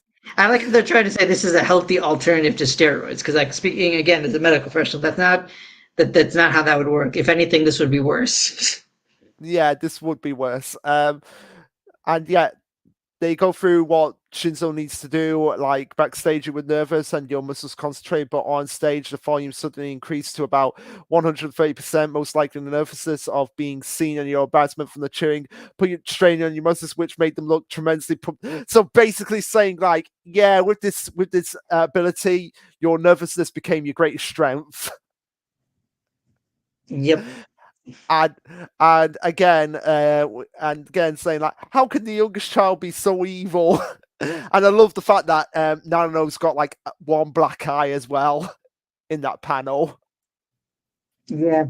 Yeah, It's just a great panel where it's like the youngest child so evil, and it's kind of true. yeah. Which Because again, remember the one where he was administering vaccines, he was kind of evil. yeah, he was kind of evil. Which again, I would honestly love like just a general crossover conversation between him and Senku about the Medusa. Especially the Medusa. Oh boy. Yeah. Um. So yeah, we have Shinzo basically getting through to the final round whilst looking like the most nervous wreck ever. Yep. And the funny thing is, we're getting little comments on like his family, like it's talking about his muscles, because they're trying to embarrass him because embarrassment will make his muscles flex more. And it's also very embarrassing because it's your family seeing you half naked. And now that I can't unsee the Goliath thing, Yeah. potentially Goliath in the very compromised position. Yes. Yeah. Oh, yeah. No, it is Goliath. I think it is Goliath because if you look at the top panel where it says round two, you see the eyes sort of like slit down a bit, but then in the middle panel they're like back up a little bit. So Yeah, yeah, which, it is oh my Goliath. It is God. Goliath. Oh God, that's just so wrong. That is Just, just wrong on so many levels. oh my God. Like, okay, that is a mental image that I don't think anybody can get out right now. Let people who are watching that stream let that sink in. Shinzo was wearing Goliath in this chapter. But yeah, we'll just have to accept it at this point. Yeah. So yeah, we get to the final round, and Shinzo has completely shelled himself away from everything because of everything that's been happening, and he's like, "It's okay, I'll come out once I've calmed down a bit." And I honestly wanted to say, "Yeah, give me a week. I've got everything in here. A can of ham, a bottled water, Mister Fluffy Bear." And if that had um, happened, I would have said, "Is that a Yu-Gi-Oh GX reference?"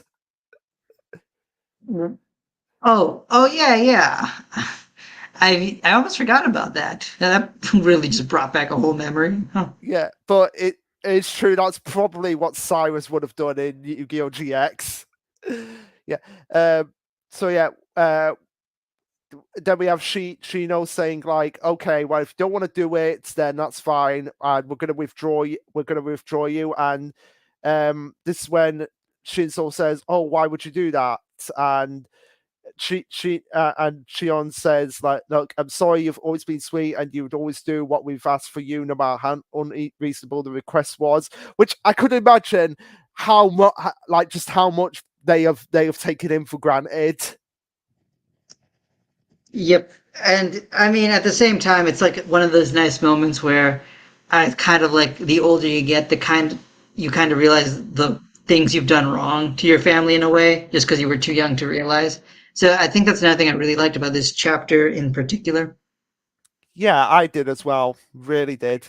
Um, and they say there are times have been difficult. So at first, I thought it would be okay to ask a small favor, but because of these tough times, that I need to grow, that needs to grow up and stop depending on others. I'll get yeah. So I really like this of the fact that not Shinzo, Shion's basically saying like, look, I've relied on you guys for so long. It's my turn to actually do something for you. Do something by myself. And of course, we get the classic hit you. I'm going to call these panels now the hit you in the feels panels. Yeah, I guess we kind of need that name for it by now. But it's interesting because this chapter had like normally it's like one or two, but this had like multiple pages. Oh yeah, Those definitely. I have a feeling these are probably harder to draw. I mean, I don't know that because I'm not an artist, but I would think it is. Yeah, yeah, yeah. I have no idea what he does to get these images out, but it would be nice if he actually had a YouTube channel like Boichi so that he can actually explain like how he does these things. Yeah, that would be nice. I mean, the only other author I know who has it is the mangaka, I should say. Well, same thing. Of We Never Learn. He has a YouTube channel. Oh, Problem is, he cool. doesn't speak English, so it's all Japanese, unlike Boichi's. But it's nice to see him draw. Yeah, yeah.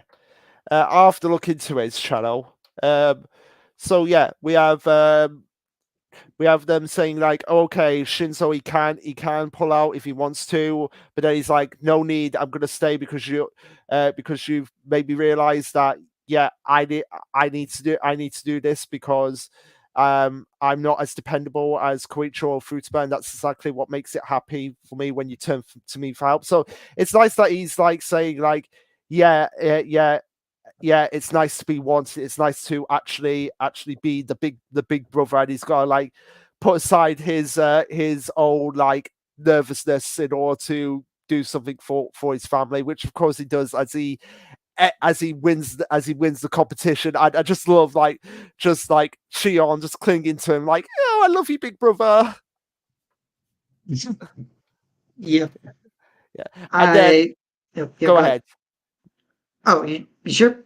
Yeah, Yeah, yeah, I'm really glad we get like a pairing between these two, and even just Shion, just the way she's acting, just reminds me it's just like a new side to her we don't usually see because she's normally not this expressive of her feelings. In addition to all that, I also kind of can sympathize with Shinzo's like desire to be like a good big brother as an older sibling myself. It's like not easy. yeah, it is not easy. So yeah, and we end the chapter with them saying, and then there was a bit of bodybuilding boom in the Yosako family as we see Nanano and Shinzo holding weights whilst Aiki is just sitting on them. We have Koicho being Spider-Man, which fits him. Um, and then we have Goliath. Yeah, you have no right to be like that, Goliath, after what you've done in this chapter. Yeah, really Yeah, bad. yeah, But and it is kind of nice that the family's all working out together, but also that my Lutsumi is like the weakest by far, yeah, which kind of definitely. makes sense when you think about all the characters. Like even like she can fight, like she can really actually fight. But like Yeah, Lutsumi is just like I am the normal person. I do not have these abilities that everyone has. Even my yeah, husband, who used to be normal. and now is not. Uh, yeah, and then and I love like Josiah's like, oh, one more time, let's do this. Like the kid, like the daughter be like, oh, can we go on this again? Can we go on this again? It's like, let me take 5 minutes. But yeah, I Uh, feel like yeah, but yeah, I feel like next chapter. I know I've been saying this for like the past several weeks now, but I feel like next chapter we really might be getting to more finding out about who the next head of the Osco is that they're going to be facing.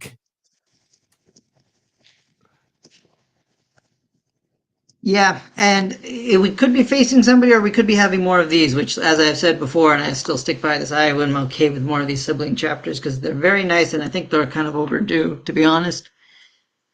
Yeah, yeah, I definitely agree with that. But at the same time, I would love at least just like a hint of who's coming next. But yeah, I'm going to just tag uh French fries and say like, hey, we're gonna be moving on to Doctor Stone now. So if he wants to hop back in, Yeah, we talked about everything else now. yeah. Um, so let me just tag in. Um, talking about Doctor Stone now. Yeah, yeah. So hopefully he'll be back on because now guys we're into the big finale. We are talking about Doctor Stone. Oh my god. Yep, this is the big one, the real big one, and I think we can both safely say that we are happy with what we got. Yes, we are happy with what we've got. So that's the first thing that we'll say right off the back. And from what I've seeing from other people on Twitter and everywhere, that they're generally happy with it as well. Yeah, I've seen, of course, a few people unhappy, and I want to address some of those when we talk about this chapter, of course. But I have a lot to talk Yeah. about with this chapter. I'm So sure you do too. so we're just gonna say right off the bat now, the Y Man is the Medusa. Yep, or more specifically, not just our Medusa, and I think that's a very important clarifying point. What we see on the moon is like a whole collection of Medusas that make up the Y-Man. Yeah, definitely. So that's basically the general twist of who the Y Man actually is. And when I first saw this, because I was so like I needed to know right away, so I kind of spoiled myself. I had to look at the Yeah, I spoilers. always spoil myself, so I don't feel bad about it. Yeah, but and I was like when I heard that, I was like, that makes so much sense now what was being said. Because if you really look back on the series as a whole, like when we first got the first contact with Y Man, and it was in the ocean, like that's probably the Medusa that was on Treasure Island that was making that Y sound when it It was. could be, and that is one of the things I did want to talk to you about when we Yeah, get to through yeah, this we'll get to chapter. it. And then obviously when it heard Senku's voice all those times, it was able to like get the picture of Senku's voice. That makes perfect sense now. And Hmm. just it all falls into place now so beautifully. So well done Inagaki for doing that. But yeah, getting into the chapter properly, we have Senku, Stanley, and Kohaku confronting the Y Man. Now, of course, we've got a debate now. Do we call it the Y Man or do we call it the Medusa? Because they do say like we're just gonna keep calling you Y Man. Yep. I mean, it's gonna be hard to switch over to a different name, honestly. Yeah, Because when the Raws were out, I thought we were gonna, because the chapter's called Lifestone. I thought we were gonna be calling them Lifestones or something. But I'm glad we're still just calling them Y-Man. yeah. Way So easier. I guess we'll just stick with Y Man for now. Yep, we can probably introduce Y-Man or Medusas as we want, Yeah, considering what it is. yeah. So we have them sewing it down and say the massive stain withering around on the moon's surface. At last, it's clear what we're seeing, uh, and then we see what it actually looks like, and it is like a bunch of Medusa, sort of like woven together, sort of like snake thing. What how would you describe this thing? See, here's how I describe this entire reveal practically. What we found on the moon was effectively a cosmic horror entity. We found like Cthulhu made of Medusas. Okay, that makes sense. That makes sense. Now, Everything looks like tentacles because yeah, Cthulhu. that does make sense. That does make sense. Now somebody was saying like, "Oh, it's just Skynet." Well, no, it's not technically Skynet. Yeah, I mean, I'll be honest, I still have to like properly watch the Terminator movies. But the thing with Skynet, as far as my understanding, is that Skynet wanted to destroy humanity or something like that.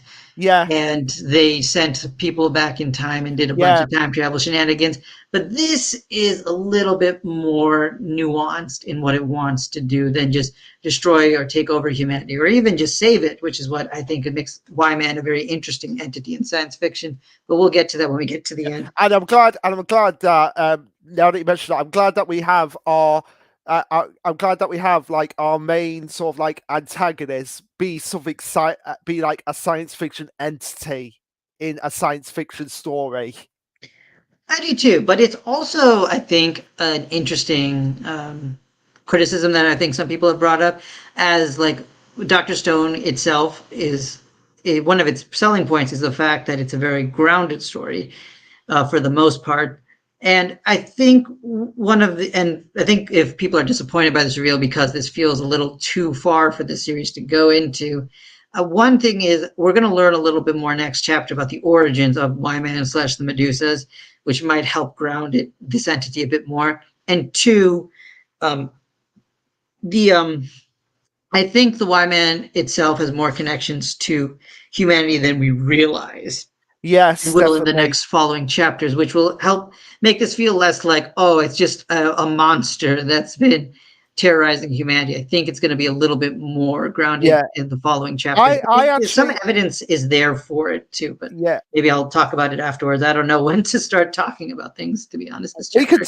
We could just go crazy with this one at this moment in time because we got all the time in the world to go crazy with it. But yeah, um, French fries. I'm a little dissatisfied with the reveal, but at least it makes the most sense. Yeah, I agree because um, well, I would have liked to have been a human who had its mind digitized to an AI. I'm glad this makes the most sense as well.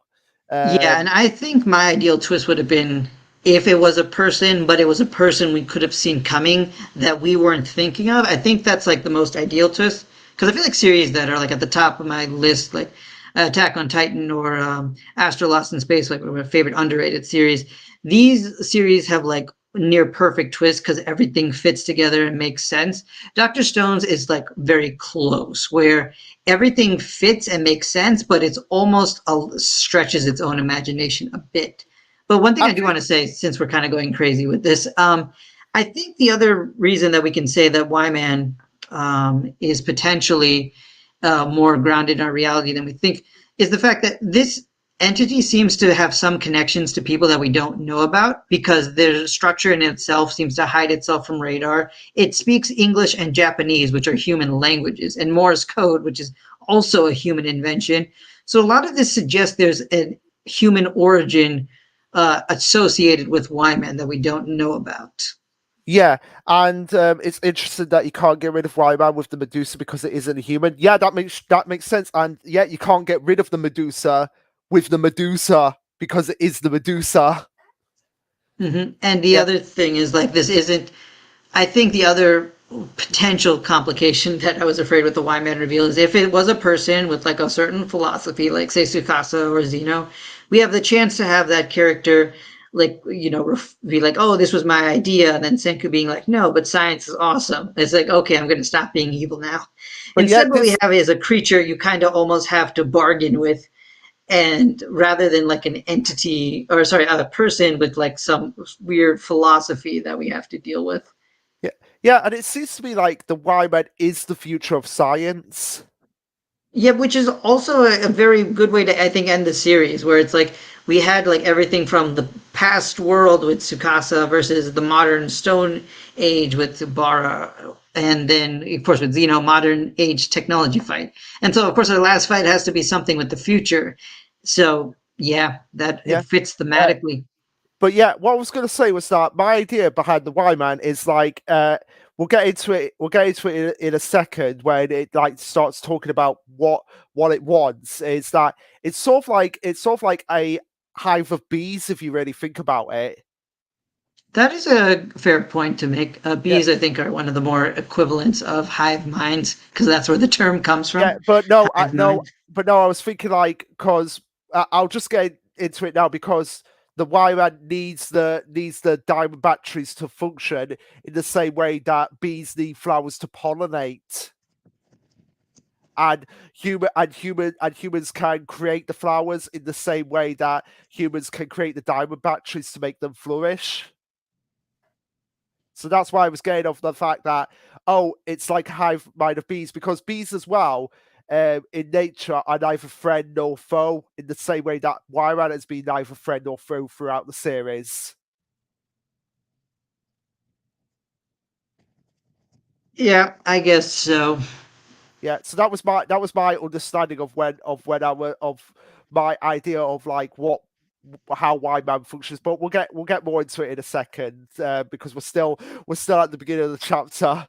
So yeah, we have we have them saying the one that the what that's we have them noticing that the Medusa that Krakotos was the Medusa that they bought from Earth, and it's kind of floating up to the hive mind of the Y Man, with the capsule and all. As Senku says, mimicking my voice, the only one who could try to screw us over with that false transmission were you guys.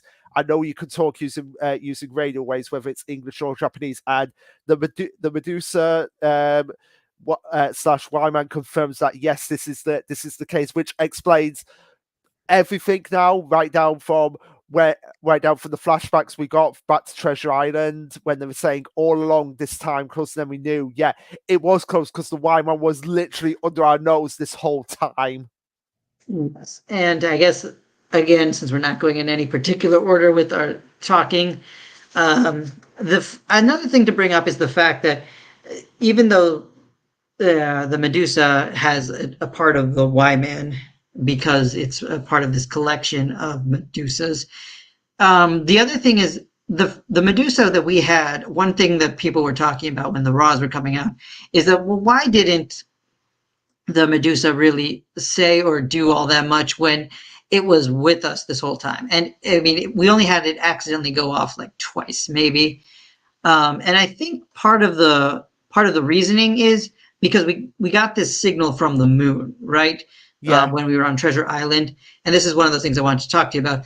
Like maybe the Treasure Island Medusa was the one who said all the why, maybe. Yeah, that's But what I'm saying. That's what I'm saying. Like that but was the Medusa who said those Y-Man speech that was like 1,800 million kilometers, one yeah. second or whatever to petrify the Earth.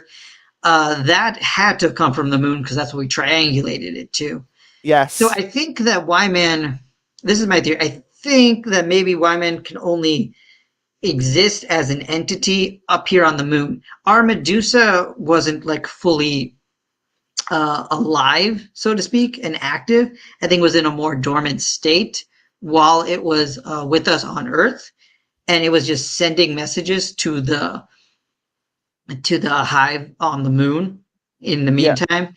So I think there is still a possibility that Y-Man, and the reason, because Oh, you cut out there.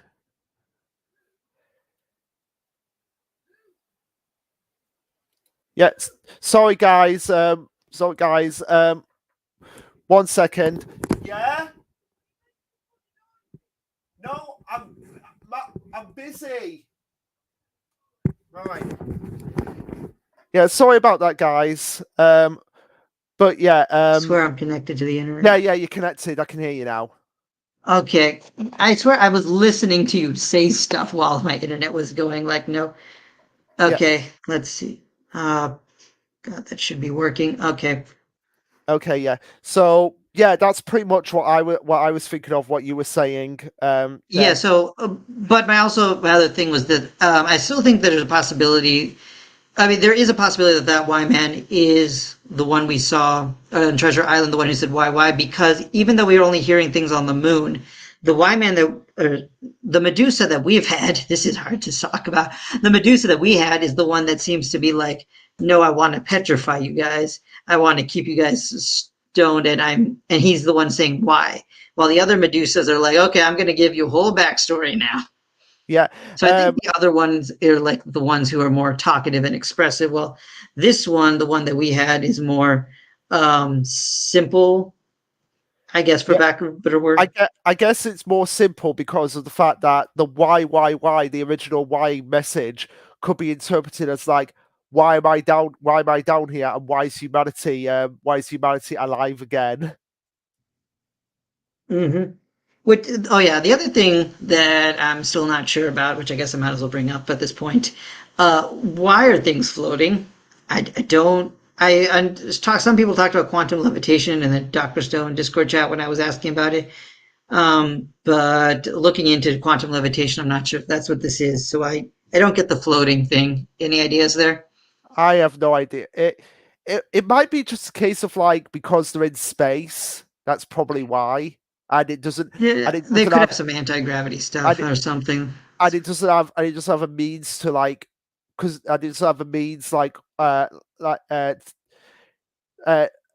yeah, it could be just a case of like just the fact that they're in space and they don't have like means like us to prevent its gravitational limitation or something like that.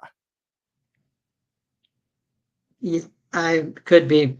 Yeah, I really hope next chapter, besides a lot of like plot explanation about the why Man and Medusa's origins are, I like some more mechanics of how it works. yeah, and also there's like a bajillion and one questions that needs to be answered. Like somebody messaged me on Facebook about it. Let me get it up again. The Okay. what they mentioned. I guess while you're doing that, I'll actually just Oh talk no, about the oh chapter no, because we've just been no, theorizing this whole time. oh no, Oh, you you got it? don't have to. Yeah. So anyway, they said, but who made them? Why make them? Why put them on the moon? Why? Yep. All very valid points. The fact that it's near the flag from where the last astronauts were, I was thinking, okay, does that mean that's where they thought humans would come back to visit them, or is this is where the humans found them originally, Yeah. or is this where they were just planted? I'm guessing, and this might actually lead to like an even bigger threat out there that the Y Man might actually reveal. Yeah, that's the other thing that we need to discuss in this chapter: the possible existence of aliens. No, there's no aliens in Doctor Stone. But the implications of this chapter suggest there may be. I don't Oh, know. I don't know. But yeah, Because, like, the way we would have to get to something Zeno was saying in order to get to that. yeah, Because there's like, we'll get to it as we'll go through the chapter, continue going through the chapter. But yeah, okay, we have let's Senku, actually go through the yeah, chapters we then. have Senku saying, "You are the Medusas, and you, the devices, are the machine life forms that form Y Man." And then everyone is just like freaking out over this, like, "Oh my god, it's real! The Y Man is real!" And then we get the, do you want to die? Do you want to die question being answered by the Medusa entity that we had, which is, again is just floating above the hive mind and in between the sun as well. Um, as we have again saying, "Oh, this is the same message we heard from DIY Man the other time, but why now at this very moment, shortly after our astronauts dodge a blast of the petrolite?" And this is where Crow gets a theory by saying, hang on, maybe the Medusa, the Y-Man, whatever they are." I love how Crow's like, just like debating, like, do we call it Medusas? Do we call it Y-Man as well? Maybe they aren't trying to destroy us. Could it be that they're trying to petrify us or so that we don't have to die? Which is a theory that a lot of people actually had when that chapter first drops as well. Yep. So, yeah, there's a lot of let's think theories coming together right now.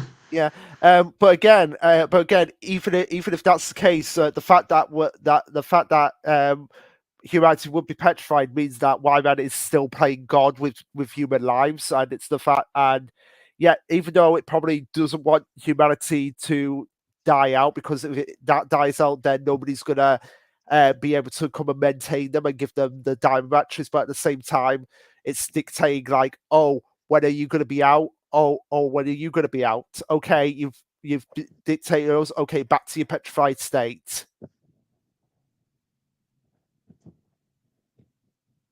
Yeah, I guess so. And then, like, oh man. I don't even know. Like, I feel like this Y man, I feel like each Y man has a different agenda, and I'm trying to figure that out as well. Because I think one of them wants to like, keep humanity like petrified, while others want other things for humanity. Hmm. I think there's like a disagreement with what to do with Yeah, people. because don't they bring that up at some point? Yeah, they do. Oh yeah, yeah, they Uh, do, they do. But yeah, we have Gen saying, I have the faintest whether or not our new friends are capable of honest conversation. But in any case, negotiate with a new political entity has historically and universally always begun with offering a gift, basically. So basically, Gen is saying like, okay, Senku, what you've got to do at this point is offer what the Y man actually wants. Yep, which I mean, one thing I am glad is that even with all the craziness that's going on, Senku's trying to think about things scientifically, which does help, like, I think reassure readers that, okay, I know this reveal is crazy, but everything is still within the realm of science right now. Yeah. So we have Senku basically saying, "Why, man? Ah, that's probably not your name. Don't mind, but you don't mind if we stick with that, right? Yeah. So okay, we're in agreement here. Like it's still the Y man. So I guess we've just got to keep it with that. With the level of science we're at now, we can't create more of you. Like, I guess there might be a way that Wyman could explain like where it actually came from as well, like how it actually was made, so that Senku could actually get an idea of how to make more of them. Yeah, and I mean that is one thing this chapter seems to talk about, the fact that it, like Senku, I think put together with Zeno was eventually put together as well at the end, which is that the Medusas, the slash Y man, what they want is for more of themselves to be produced, because that is the way that these life forms, if you want to call them that, reproduce themselves, because they're an artificial life form. They don't mate. The way they get more of themselves is for people to make them. And so to do that, they need to get these intelligent species to do that for them Mm, because they can't do it themselves. yeah. Uh, Now again, it seemed. Super cool, by the way. I Yeah. just want to point that out. Yeah. Um, yeah. I just lost my train of thought then, so I don't know what I Yeah, was it's thinking. fine. There's a lot going on here, but it's just a symbiotic relationship, a parasitic one, yes, as Zeno says, but it's a very creative parasitic one. Yeah. And Uh, then curly taters. Any idea on who actually made the Medusa in the first place? A very good question, my friend, because I'm hoping that the answer is it was a person, it was a human being, and so therefore the origin of the Y man wasn't anything malicious. It was just the human curiosity, science development, and also just like the desire to help people through healing. But there are some things in here that suggest that the Y man has potentially done this before with other ancient civilizations, which, if it has, suggests the existence of other civilizations, which suggests that aliens exist, which means that this could have been aliens that made it. no, no, please. I don't want that. I don't want that. Well, we'll talk about what Zeno's speech meant then, because that's, I think, the only sticking point that really got me. Because before, honestly, the officials came out, because when the Raws were out, I thought the Medusas were feeding off the energy of the petrified people. It was literally like eating us, so to speak, while keeping us alive, which I thought was really cool. And so I thought, okay, so a human made these to have like a self-preservation system, but then the thingy like just decided to take a predator-prey relationship instead. And I'm like, okay, that makes sense. But then this chapter, based on Caleb's translations, makes it seem like the Medusa, this is its function, that it took upon itself to go to civilizations, bring it down so it can rise up and build more of the Medusas themselves, so therefore they can propagate themselves. But that means that they would have done this before, and there are other civilizations out there. Hmm, I guess, but I still don't want it to be don't want it to be aliens. Like, because I Well, think that's fine. Because I in think Ray, there definitely said aliens existed, but I know Ray's not canon. yeah, because I think Inagaki in an interview with Viz Media clearly stated that every obstacle um, would be would be solved with some would be grounded in some form of reality. Yeah, I did see that. And that interview when you posted that, because I wanted to remind myself of that. But then someone else pointed out something, which I guess if we're on the topic, I'll bring it up. Have you ever heard of, let me make sure I got the name right. I believe it's Fermi's paradox. Let's No. see, is that Fermi's paradox? Let me just make sure I'm talking about the right paradox here. Cool. So Fermi's paradox, it's basically an interesting thing paradox that says that intelligent life must exist as somewhere in the universe because like math says so. That's the oversimplification of what it is. Basically, mathematics, like we talk about can life exist in other places, like, and the fact that we exist proves that it can. So then the idea is, can intelligent life arise elsewhere?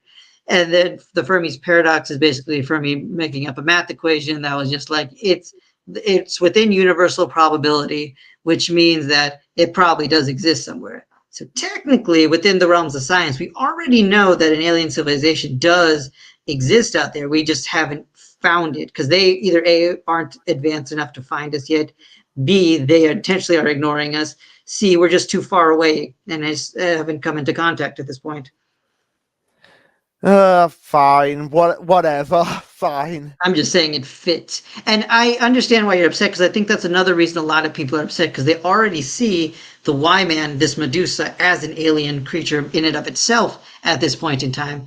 And they also don't want aliens in this series. So they think that we already jumped the shark in that sense. Yeah, but But again, the reason why I don't see it as like the Y Man slash Medusa as like an alien is because it does have scientific capabilities with that. It does have science. It is pretty much a scientific object.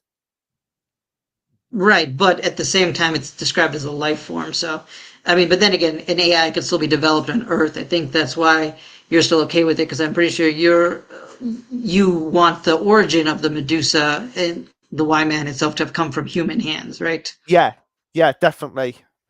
Yeah, Um, because so I don't think you thought these existed on their own.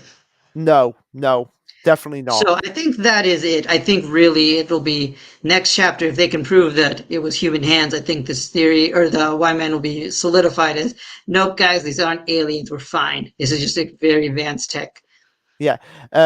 So then we have Senku getting back into the chapter proper. We have Senku saying like, "Oh, we can prepare your life with that by providing diamond batteries for you. We've got this one step at a time, the science of humanity past millennia, and made it that far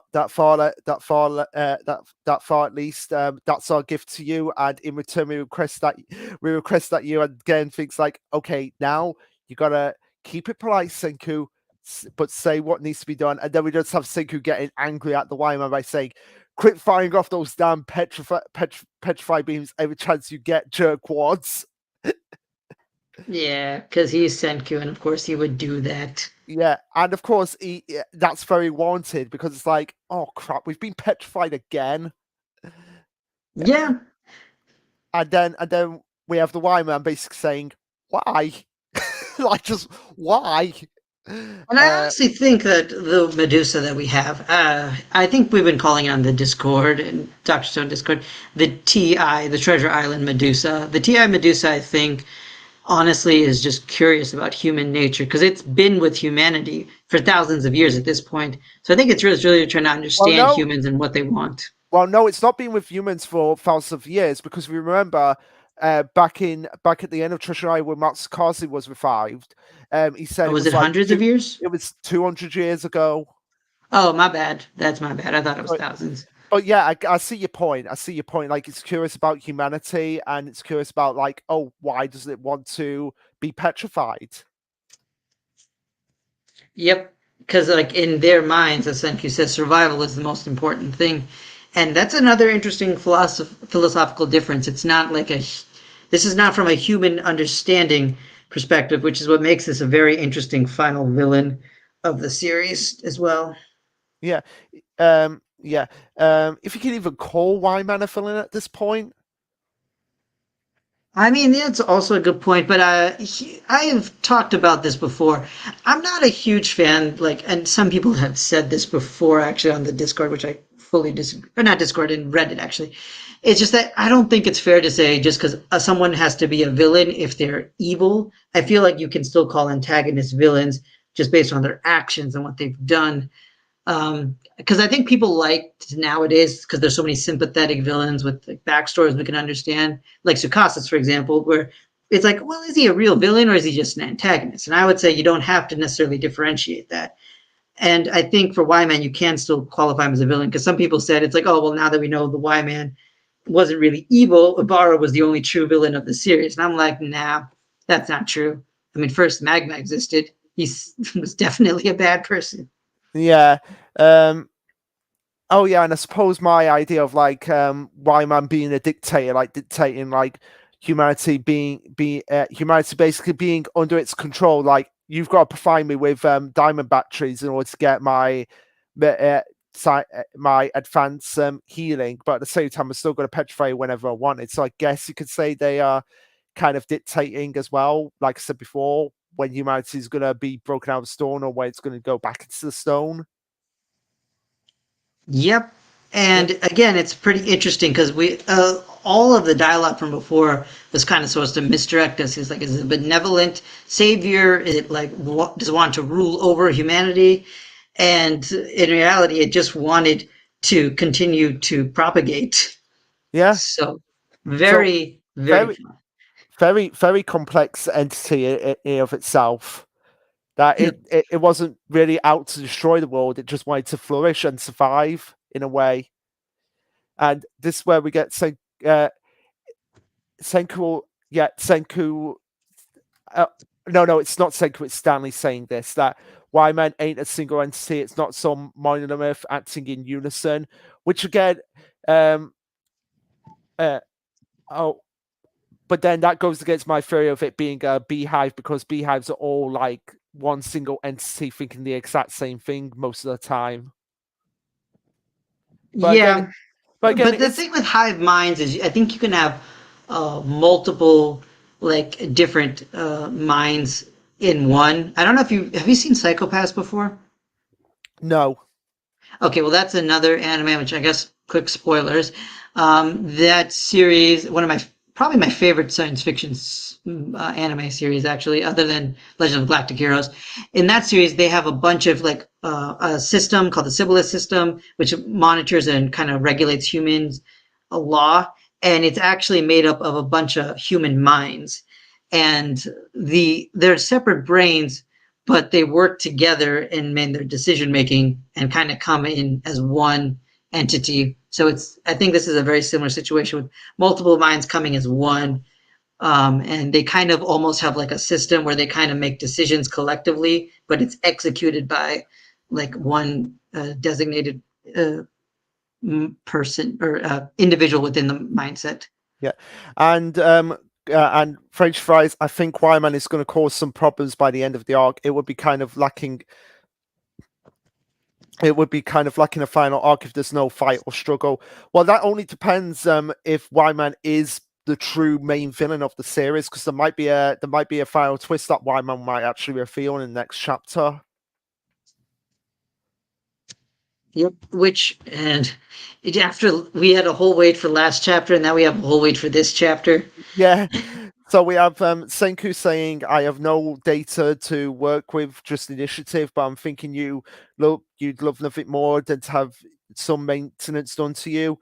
The Petra beam serves that purpose. So basically, keeping people petrified so that hey, they'll break out at one point, and then we'll be able to keep maintaining, and they'll be able to basically do this whole cycle of the Dr. Stone series until the end of time, just to keep Wyman preserved, basically." And prospering. And we get Sinu saying, "Of course, Wyman's identity is the Medusa itself. Petrification offers everlasting life, and by dangling that reward, they spur intelligent life to better themselves to march towards progress." Okay, yeah, I can see what you're thinking at here when you Yeah, say that. exactly. So if Zeno is right, that suggests that other civilizations have done this, and that is why there's so many of these right now, because they've been doing this for all this time. But at the same time, the fact is Senku confirmed that they can speak their language and got past their radar systems by design. So it almost feels like it was meant to go after humans specifically. So Zeno might have just been talking about in general. It might have just been like this is the role that the Y-Man took. Like it might have been a tool that was originally designed to help people, but then it decided to become. It decided on its own plan to like, okay, this is what we'll do. We can't create more of ourselves because our creator, I don't know, died or something and chose not to be immortal. I don't know. And so in order to make more of ourselves, which we can't do ourselves, we will force humanity to recreate their civilization to benefit us, something like that, which is pretty cool. And they would also think, oh, well, this will be nice for the humans so they don't have to die like our creator did. I would love Yeah, something like that because better than aliens right now. I yeah, will agree. because and then that would give a general moral complex because the whole nature of life itself is that eventually everything dies. Which, as an AI, I wouldn't understand. Yeah, But then so, the only really conflicting thing is, like Senku said, our current technology wouldn't allow for that to happen. A lot of the, even Joel said when he was analyzing the device that this is it, beyond 21st century technology. I'm still honestly perfectly fine with just an organization existing on Earth that was just like, oh, we're experimental science and that's hidden away from the public, so we can produce this tech. Because like yeah, even the diamond batteries is a theoretical tech that came out when Dr. Stone was coming out. So it's not like everything. It's not 21st century technology, but it's like 22nd or 23rd technology yeah, at best. So it's only like 100 to 200 years, frankly. yeah, So I wouldn't be surprised if people are working on things like, I mean, they're definitely working on AI. They're definitely working on diamond batteries. I don't know how the petrification works. I'm thinking it's nanobots. That's what Matt Pat said. I'm still with yeah, that. probably. And also as well, if we go back to that chapter where they're talking about the Y-Man's like being a hostile force, it's like, well, what happens if humanity does get too overwhelmed? Then, like we saw with just like the resources on Earth getting diminished because they're all immortal. Uh, yeah. So, oh man, I really can't wait. I mean, I love Zeno's just reaction Yeah, to they are mechanical parasites. What a revelation! What truly elegant organisms. That is just so in character for that him. is just so in It's wonderful. character to him. And then we get the Y Man saying, like, yeah, yes, this is true. This is what we want. Now, compromised communication of information about turning you to stone several millennium prior will be diverged. So, yeah, we're finally going to get next chapter why humanity was turned to stone in the first place.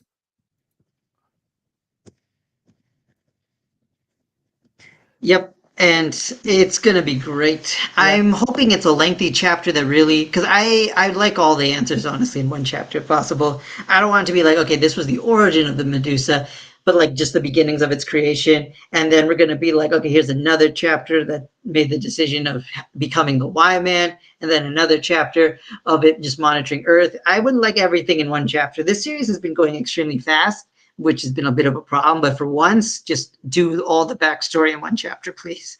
yes, Just do want all what? the answers. Yeah. And I think, and as well, like this just raises again like so many questions that the series could actually go on a bit longer than we initially anticipated. Because I was saying at this point, chapter 250, but it might actually go on for a little bit longer than that. Yeah, which I mean, I understand what you're saying with that because now we have a new kind of villain, and so we might have to figure out a way to appease it, which might be in itself a whole thing. But at the same time, if Senku's right and all it really wants is diamond batteries, then we kind of already almost have a solution to deal with the Y-Man. It's just a matter of almost talking the Y-Man into understanding what humanity truly wants, which is to live normal lives or something like that. Yeah, but the Y Man's probably not going to agree to that. That's the thing. Well, we'll have to see because it seems the Y-Man has disagreements within itself. Hmm. Yeah, possibly. But yeah, that was pretty much Doctor Stone. That was basically everything I had on it.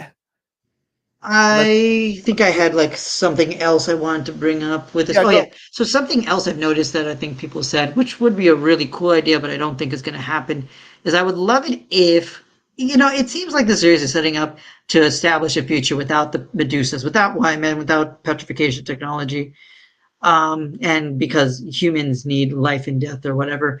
But I think it almost would be a more interesting ending if the series found a way to live alongside these creatures, and we have like a new civilization using petrification technology where there's an understanding between the AI mechanical life forms of the Y-Men and humanity. Because then the series would end with a civilization that's beyond ours in a way that seems very suitable. Hmm. I don't think it'll happen though. I'm just saying it would be Yeah. cool, and other people have pointed out online. Yeah. Now the question is, like, as well, who originally created the Medusas? Like, who was the original creator? Because if now that we know what the Medusas are, that it has to have been someone that we have seen in the series already. You think so? Because I It don't know anyone that could fit that. it could potentially. I'm gonna throw out a crazy theory here, but it could have potentially been Byakuya. The only other one I could think of, but it's like Byakuya. I mean, like Senku said, he was a good teacher, but I don't think he was genius enough to do this. One theory I thought about is maybe it's not someone necessarily we know, but maybe we've seen, like one of Zeno's colleagues through NASA, because we know might be a connection with NASA, considering that they're near the Apollo landing site, Unless suggesting maybe like NASA made it and then they left their experiment there on the moon. But keep possibly, going. possibly, So maybe. I think it might be a new character or one at least either we.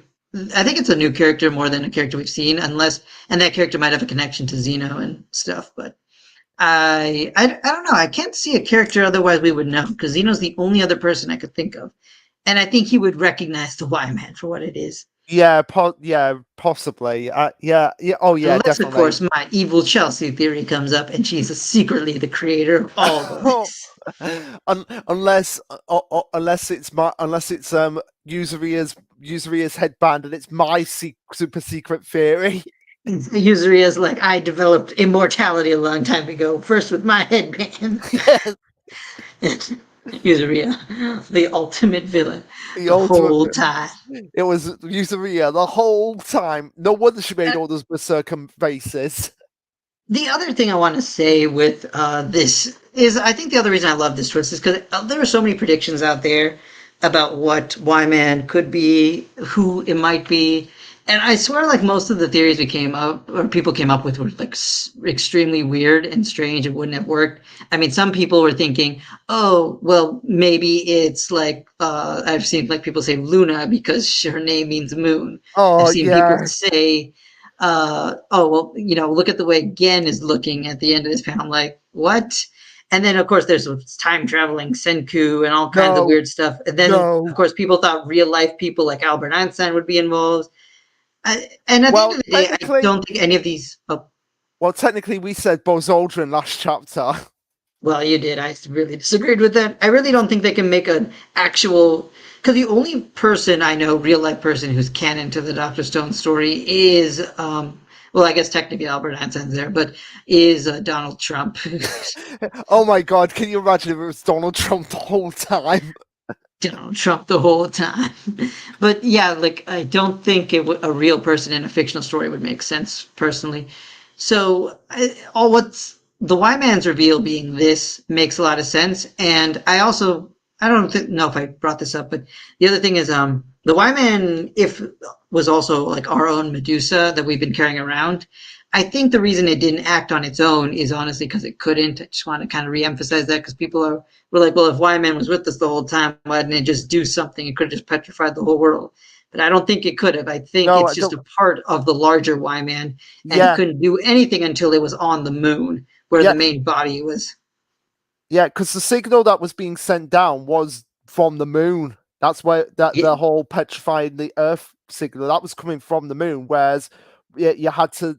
Whereas this Y man, you had to actually speak into it in order to get it to work. It was oh, like yeah. Thank you for saying that. I just realized something. But finish your point first. no. I was that was my point. Oh, okay, cool. So the one other point I want to say that points to a human origin is the specific instructions of how the Medusa works. You have to speak to it A in English and B using the metric system. Like if you were this was alien technology, like just like an alien life form that can just adapt however it wants. Why not just say, "Oh, hey, Medusa, go petrify, I don't know, that area over there." And like it has very specific instructions of activation which are based on human conventions. This all seems to suggest a human origin to it. Yeah, which is why I'm saying that aliens wouldn't work. I'm hoping it's not, but it's only because of one official translation that Caleb brought up about parasites feeding on other civilizations that make me think, okay, are we going that Well, route? no, it doesn't. It doesn't say civilization. It just says intelligent life, and Oh human yeah, are yeah, and humans are intelligent life. that is true. But then I don't know if it's done this before, because if it has, it had to have been other intelligent life, I would think. Oh yeah. Okay, this I also have to bring up, man. There's so much to talk about. I want to know what happened with the sparrows. They need to bring that Yeah, up too. they. Oh yeah, I'm gonna get a definitely. little upset if they forget about that. Yeah, definitely. It's like, hey, how come sparrows got petrified but not dogs? 'Cause it's like if you're a device that goes against intelligent life forms, why would you need to petrify sparrows? Sparrows are dumb. Yeah. Uh, so So many I would think questions. that also suggests that, someone tested the Medusa. But then if someone tested the Medusa on sparrows first, before it went all evil, the next day, um, I don't understand why no one saw like a petrification dude. That's the one thing that confused me about sparrows. Maybe it was someone on Earth who found like one Medusa in South America and was like testing it out and oh yeah, unless the Y man did it from above the Earth, like sort of like like in space, so that it only so that it only touched the sky itself.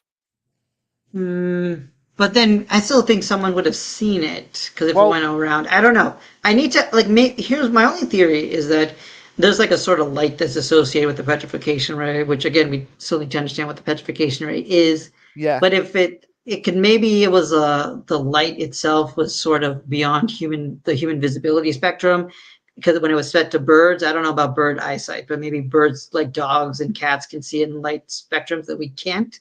Mm, And so the fact that we saw only the human beams is because it was set to humans. yeah, possibly, maybe. I don't know. I That's kind of a stretch. I need that explained because I have no idea. Yeah. But yeah, that was Dr. Stone. Very interesting chapter and glad it was a twist that didn't break the series. Yep. I mean, yeah, I wasn't expecting that, but this was a good twist, and I'm glad most people enjoyed it because Yeah. I was expecting more of a reaction, but it seems generally positive.